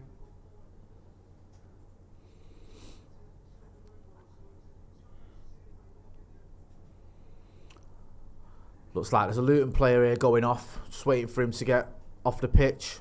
Sahil Shenoy says Lindelof has been immense this half. He's been really good this half. Yeah, he's done well. Even further up, to be fair, like aggressively just winning the ball high up. Luton making another change here.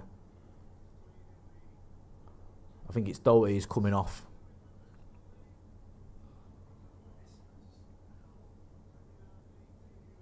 James Barry said Abdullah would be a good addition to any coaching staff. There you go. Thank you, mate. Hey, get yourself on the United coaching staff. don't know, mate. I think as bad as it is, I'll still make it worse. Clark is coming on for Doherty. I think Doherty picked up a knock.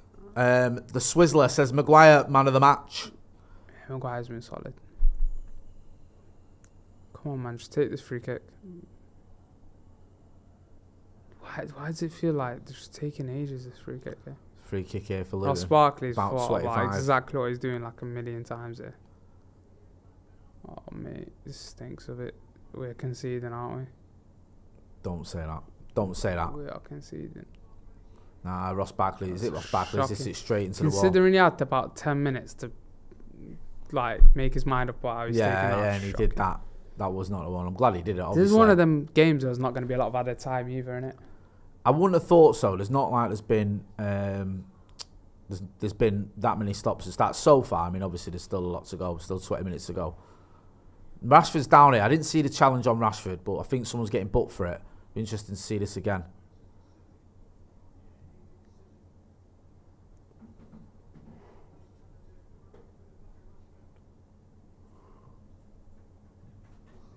What's a bad challenge? Oh. Throwing himself at Arsenal 3-1. Oh, Arsenal. I've lost every clean sheet on FPL today, by the way. Have you? That's Saliba, devastating. That's the worst thing I've heard. Nori. The only one I've got hanging my hopes on. You go on. Guess who? Just get. I'd love you to guess this. The what? The only what? The only team? The only player that I'm hanging my hopes on right now who's still got a clean sheet. Who's still got a clean sheet? Yeah. My team. In your team? Diogo Dalot? No. I take it's a United player. Yeah. Onana. Yeah. I had him and I took him out, you know. Yeah, I've had him in Areola, so obviously when we're stinking, I've just moved him. Yeah, because I had but it was Luton, so I was like, go on, surely. Yeah. I've took all the United players out of my team. Honestly, I captain Bruno. I had Marcus and Bruno. I took that. I put someone else in. I took it. I just thought. I brought Bruno for Maddison because it's making me double angry. I brought Bruno for Maddison. Yeah. Because Maddison's injured and we're playing Luton. That's literally the only reason I bought Bruno. You know what though? You got to be careful because last week I did that with the Scousers. I put Salah. Well, I already had Salah, but I put captain. I put Nunes in. Oh, what a ball! Bruno. Oh no! My God.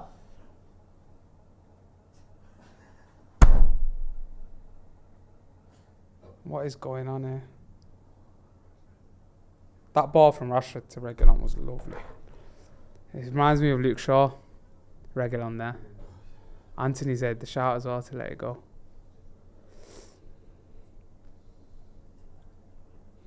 Rasmus Højlund's down. Looks like it could be serious. Is it hamstring? Do not do this to me, please. Please don't do this to me. Don't. Because we're running him into the ground, probably.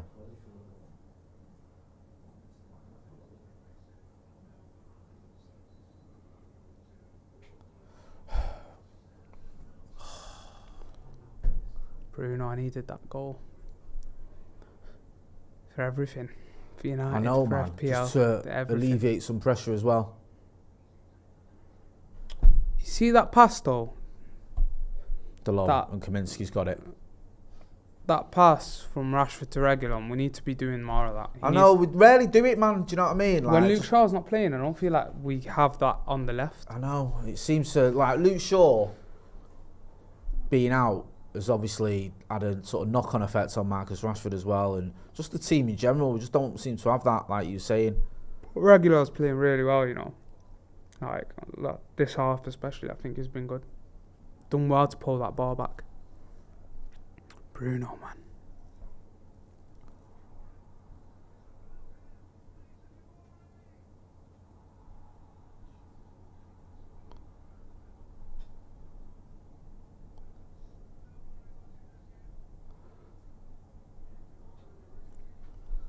Luton almost getting an equaliser there.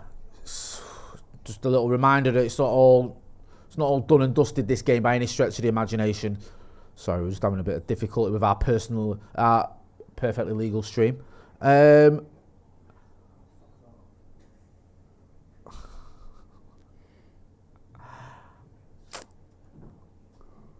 Get involved in the chat in the comments and let us know what is going on for starters. That'd be a massive help to us, I'm not going to lie to you. Box says, do you think Ahmad will be tried at right wing when he returns from injury? I'd love that. Yeah. Yeah? Yeah. Said that earlier as well. I think when you went away and was saying, answering some of the comments about him. I just feel like it's worth the test. Yeah. You know, it's what have you got to lose? I think it's, you know, just having him sitting on the bench when we're already struggling with our wide men doesn't make any sense. We've had some substitutions. Martial's come on for Højlund and Varane's come on for Sergio Reguilon as well. Hope the issue with Højlund isn't too serious. I know we've got an international break, but we want him fit and back after that, obviously.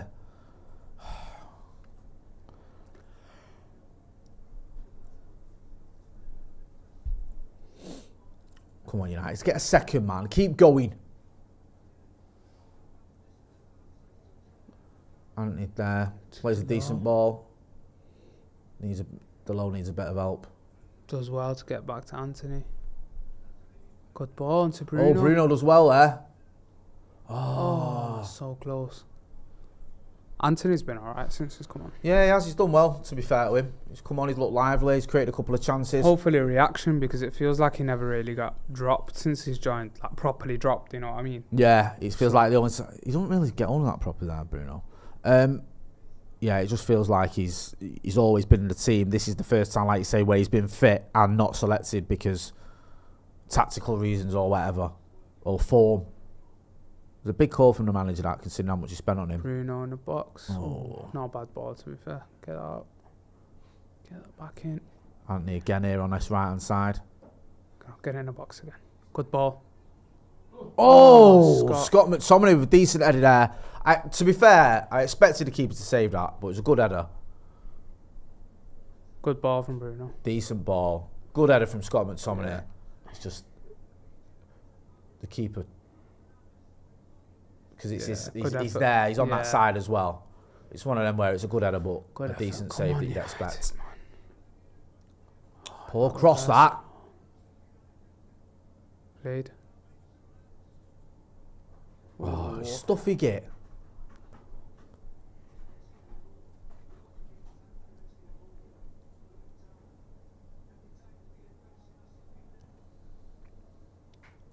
Last 10 minutes now.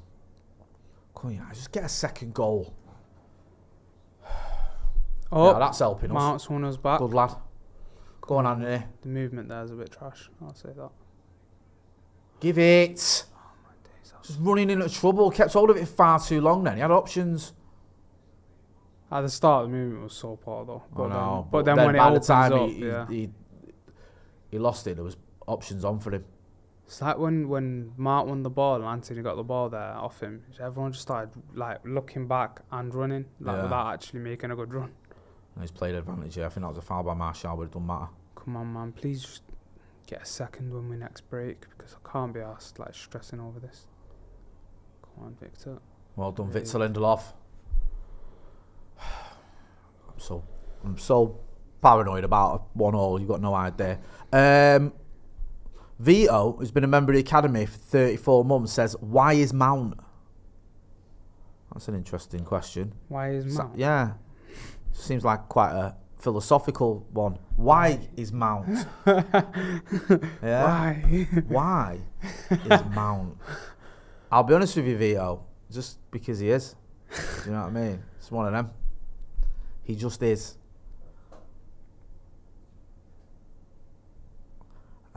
Our perfectly legitimate streams just had a bit of an issue there, so keep us informed on what's going on. Vito says nope, meant why, just why. Okay, why Mount? I think more like it.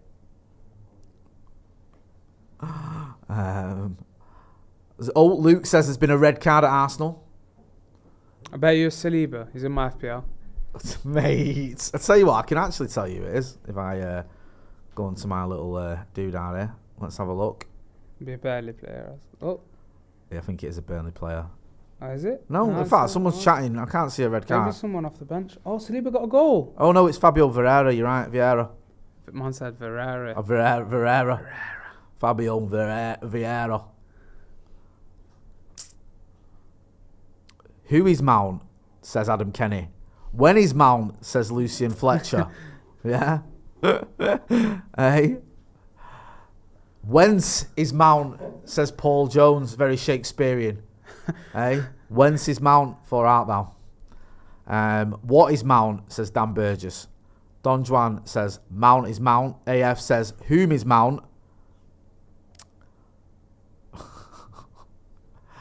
think we've cleared that one up and we've killed it as well. Luton getting a free kick here on the halfway line. Get involved in the comments. Let us know what's going on and what you think of everything. Luton with a free kick just in Manchester United half. Abdullah, what do you think of the second half performance so far? We've still got some time to go, but we've got the goal. We're winning. What have you made of the way United have played this second half? I think we've had patches where it's been quite concerning. Yeah.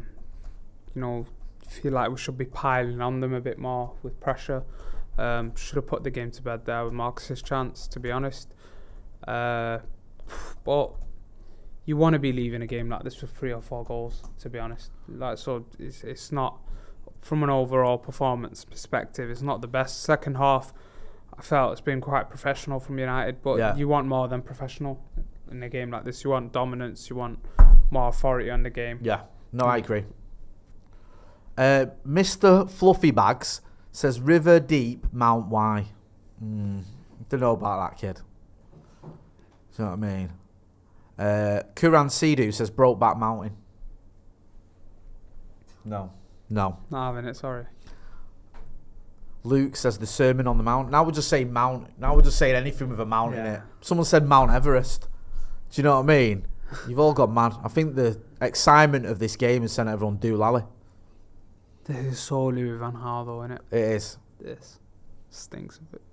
Well, I don't even know what's going on here. Is it a VAR check? I don't know. What is happening? Just something. You just always expect something to go wrong with Man United, though. Yeah, they've probably found some reason to disallow Vitz Lindelof's goal 30 minutes after he scored it. New rule, lads. New rule. Actually, we didn't check. We can review things because we don't like them. Yeah, we decided that it's now 1-0 to Luton instead.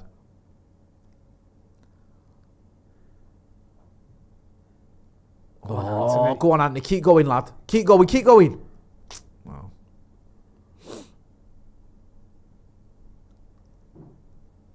Everyone just keeps saying Mount things. Like, it's proper sending everyone. Is that a foul? Does Lindelof never ever just go through there and just... That wasn't even a foul. That's never a foul. That's a Luton foul, if anything. Shocking. He has a little pull on him there, though. Oh, though, little pull. That. Yeah. Oh, so weak. Do you know what I mean? He has been alright the second half. Nah, he's done alright, Lindelof. Lindelof. That was pretty poor. Is that a corner? Just got gifted a corner. We'll say that. Not that we'll do anything with it. But yeah, we'll probably hold it in the corner, to get that 1-0 we'll do that short corner we love to do, where we go for about 5 passes just to give it to the keeper. So Bruno's coming in. Just do you know what? Get in the box, man. Just whip it in. Yeah, get it in the box. I hate all these short corners. They stink. They do, don't they? I mean, we used to do them all the time under Van Gaal. I used to do my head in. But the thing is, they can work. It's just the way we do them are absolutely shocking. The low there with a volley from 25 yards out. It didn't go in. You can tell. The low leaning back on a volley. 25 yards out. Nah, man.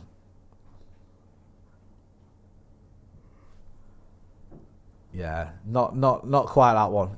To be fair, he did score that worldie against Sheffield United, didn't he?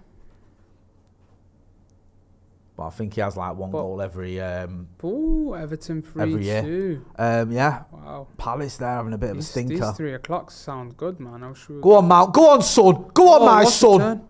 Well done, lad. Marcus is on. Go on, Marcus. Played it into Mount. Cut back. Oh, that was a good bit of play, that. Lovely there. Mount and Marcus linking up well. Mount crosses it in. Luton defender cuts out the cross there. I think Martial was waiting. That was good football, that, from Manchester United. Much better. Yeah, I think he just gets ahead of Anthony Martial. Another short corner? Is this another short? I don't know. I think Marcus just stands there. And I think Bruno just ignores him. Yeah. Bruno with the corner. No. Delo out on the box here, edge of the box. Marcus on the left wing. No, it's poor, that Marcus, man. That ball's not good enough. Come on, man. Man on. Get to the right.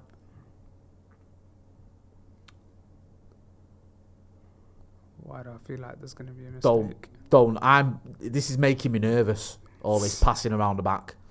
Oh yeah, go on, Marcus. Sound go like on, a lad. granddad in a Stretford hand. Honestly, it is. All this passing around. All on the passing around the back. Bring back the air. No, I won't go that far. To be honest, it don't make a difference right now. It's hard to see. Wow. It's a curse. Hey. Literally, Onana, everything good he was doing that, like, Inter just stopped doing it. He seems like he's fuming, Tanag. Don't know what he's fuming. I know what he's having a rant. It's like he's having a rant at the fourth official. The fourth official. Is he ranting at United? I don't know. I don't know what he's kicking off about. He's ranting at the world. It's just had enough. Get it up. 8 minutes of added time there is. 8? That's minutes. why he must be ranting, because how the hell is it 8 minutes? Yeah. What happened? Am I bugging, or like, did we miss something happening? I don't know. 8 minutes? 8 minutes seems excessive. Guys, what's everyone saying? Because, I did not remember, like, a long stoppage at all. I was thinking 8 minutes, that is bang out of order, that. That's shocking, that. 8? So the goal check, right? For, like, 2 secs. Yeah, I don't know, man. It shouldn't be 8 minutes. Is like there's been something happened, like someone's gone down, with a serious injury. We've had injuries, but nothing mad. Yeah, you just know these lots. That's ludicrous. 8 minutes. These lots. Can't cope me. Do you know that? How's a Luton game stressing, man? I know. There's just never a nice, comfortable, happy days win, is there? It's always something. Winning 1-0 against Luton is actually embarrassing. Do you know what? It is, but I'll take it. I don't care. I just want to win. I'll take it, obviously. Do you know what I mean? My main worry now is it's going to be 1-0. Oh my God. Just boot it. Just Boot it. Seriously. McTominay here in the middle. Tom. Yes. Out to Lindelof now. Marcus there with a little ball over. Is Martial going to get on that? You can get on there, lad. Go on, lad. Tony. It's awful touch. Awful. That is what we call a touch of a I cannot say. Yes, I get your point. Yes. Crunch wrap a bag of cement. Come on, man. What was that, Tony, man? Usually he's... Usually he's injured. No, I'm saying, what happened to Graceful? No, boys. Oh. Our perfectly legitimate stream has just stopped. I've got a perfectly legitimate option.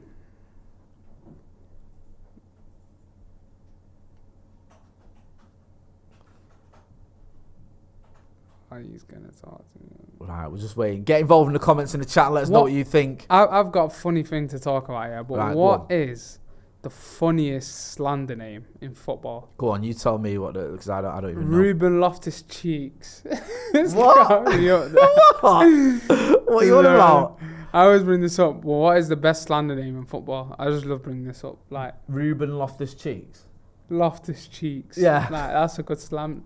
Have you seen Amrabat's? What? Go on. Amrabat.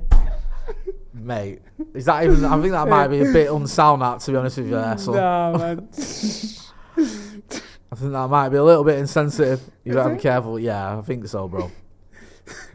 Depends which way you take it. Oh, I'm not. Oh, bro, I'm not talking about that. All right, don't. Yeah. See, that's because the way you think it. I'm not. I'm just saying. On, yeah, I know that's not what you're saying.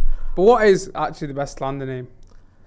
Go on. Since we can't get this game. I know the worst one that does my head in is the Trashford one that everyone uses. Well, that you could do a bit like because it's so obvious and boring, and I'm sick of hearing it. We'll just get involved in the comments in the chat. Let us know what's going on. All I can see is everyone slagging off Bruno, and I don't know why at the minute. Bruno, have you done? Have you red carded someone? Hey, people saying Bruno, come on. Has he missed an open net? I'm trying to get this game up. Mate, between everyone in here, we'll be able to find out what is going on. Ronan Sheedy just keeps saying horrendous. Horrendous. David Taylor says, seriously, Jay, United should come with a government health warning. This is no good for the nerves. I agree, bro. Carp them DMs says, skied a free kick for 20 yards. That's what Bruno just did to send everyone irie. I think we can be getting a stream back up in a minute. Our perfectly legitimate stream, by the way. Is that it? He skied a free kick? Yeah. Is that what gets you mad? I'm desensitized to that. That's the thing, though. Oh, yeah, I think we're about to watch it. I'm guessing he's going to sky this free kick. Damn, son, we're that late.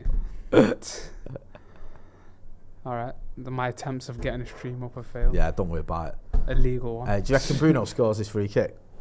Absolutely, mate. I reckon Rashford takes it, mate.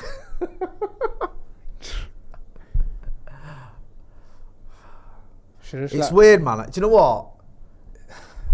I take the win, but it's frustrating. We're just so meaty. I know, we are man. so dead. I know. And I hate that. I hate moaning after you've won if we do win. I'm desensitized, mate. But it's we're not lost. Like, it's just weird. I've accepted our downfall.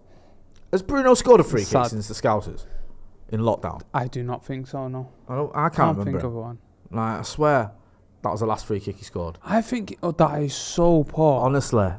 By the way, I know he scored. That was close range against Liverpool, but I think his close range free kicks never come close. Yeah. Like, also, when he misses, man, he misses by so much. Like, that free kick was high and wide. If that had been a rugby conversion, it still wouldn't have gone through the goals. Like, it was high and it was wide as well. It was terrible. By the way, do we still do the rugby at Old Trafford? I've stopped doing the Challenge Cup final and all that. Whatever that. Yeah. I used to cover that. They might do. I don't know. That used to ruin the pitch, innit? Yeah, and that, mate. Yeah, it did. Don't think they're bothered anymore, anyway. There's a free kick there, I think, to United. Harry Maguire's gone down holding his face. I'm not quite sure what happened there. United upcoming Premier League fixtures. Is it Everton, Newcastle, and Chelsea? Chelsea. Yes. Oh, sorry. Joe Applemack 08 says grand final, not Challenge Cup. Yeah, good point. That it is the grand final, isn't it? I hate rugby. Yeah, I think Edinson are getting a booking.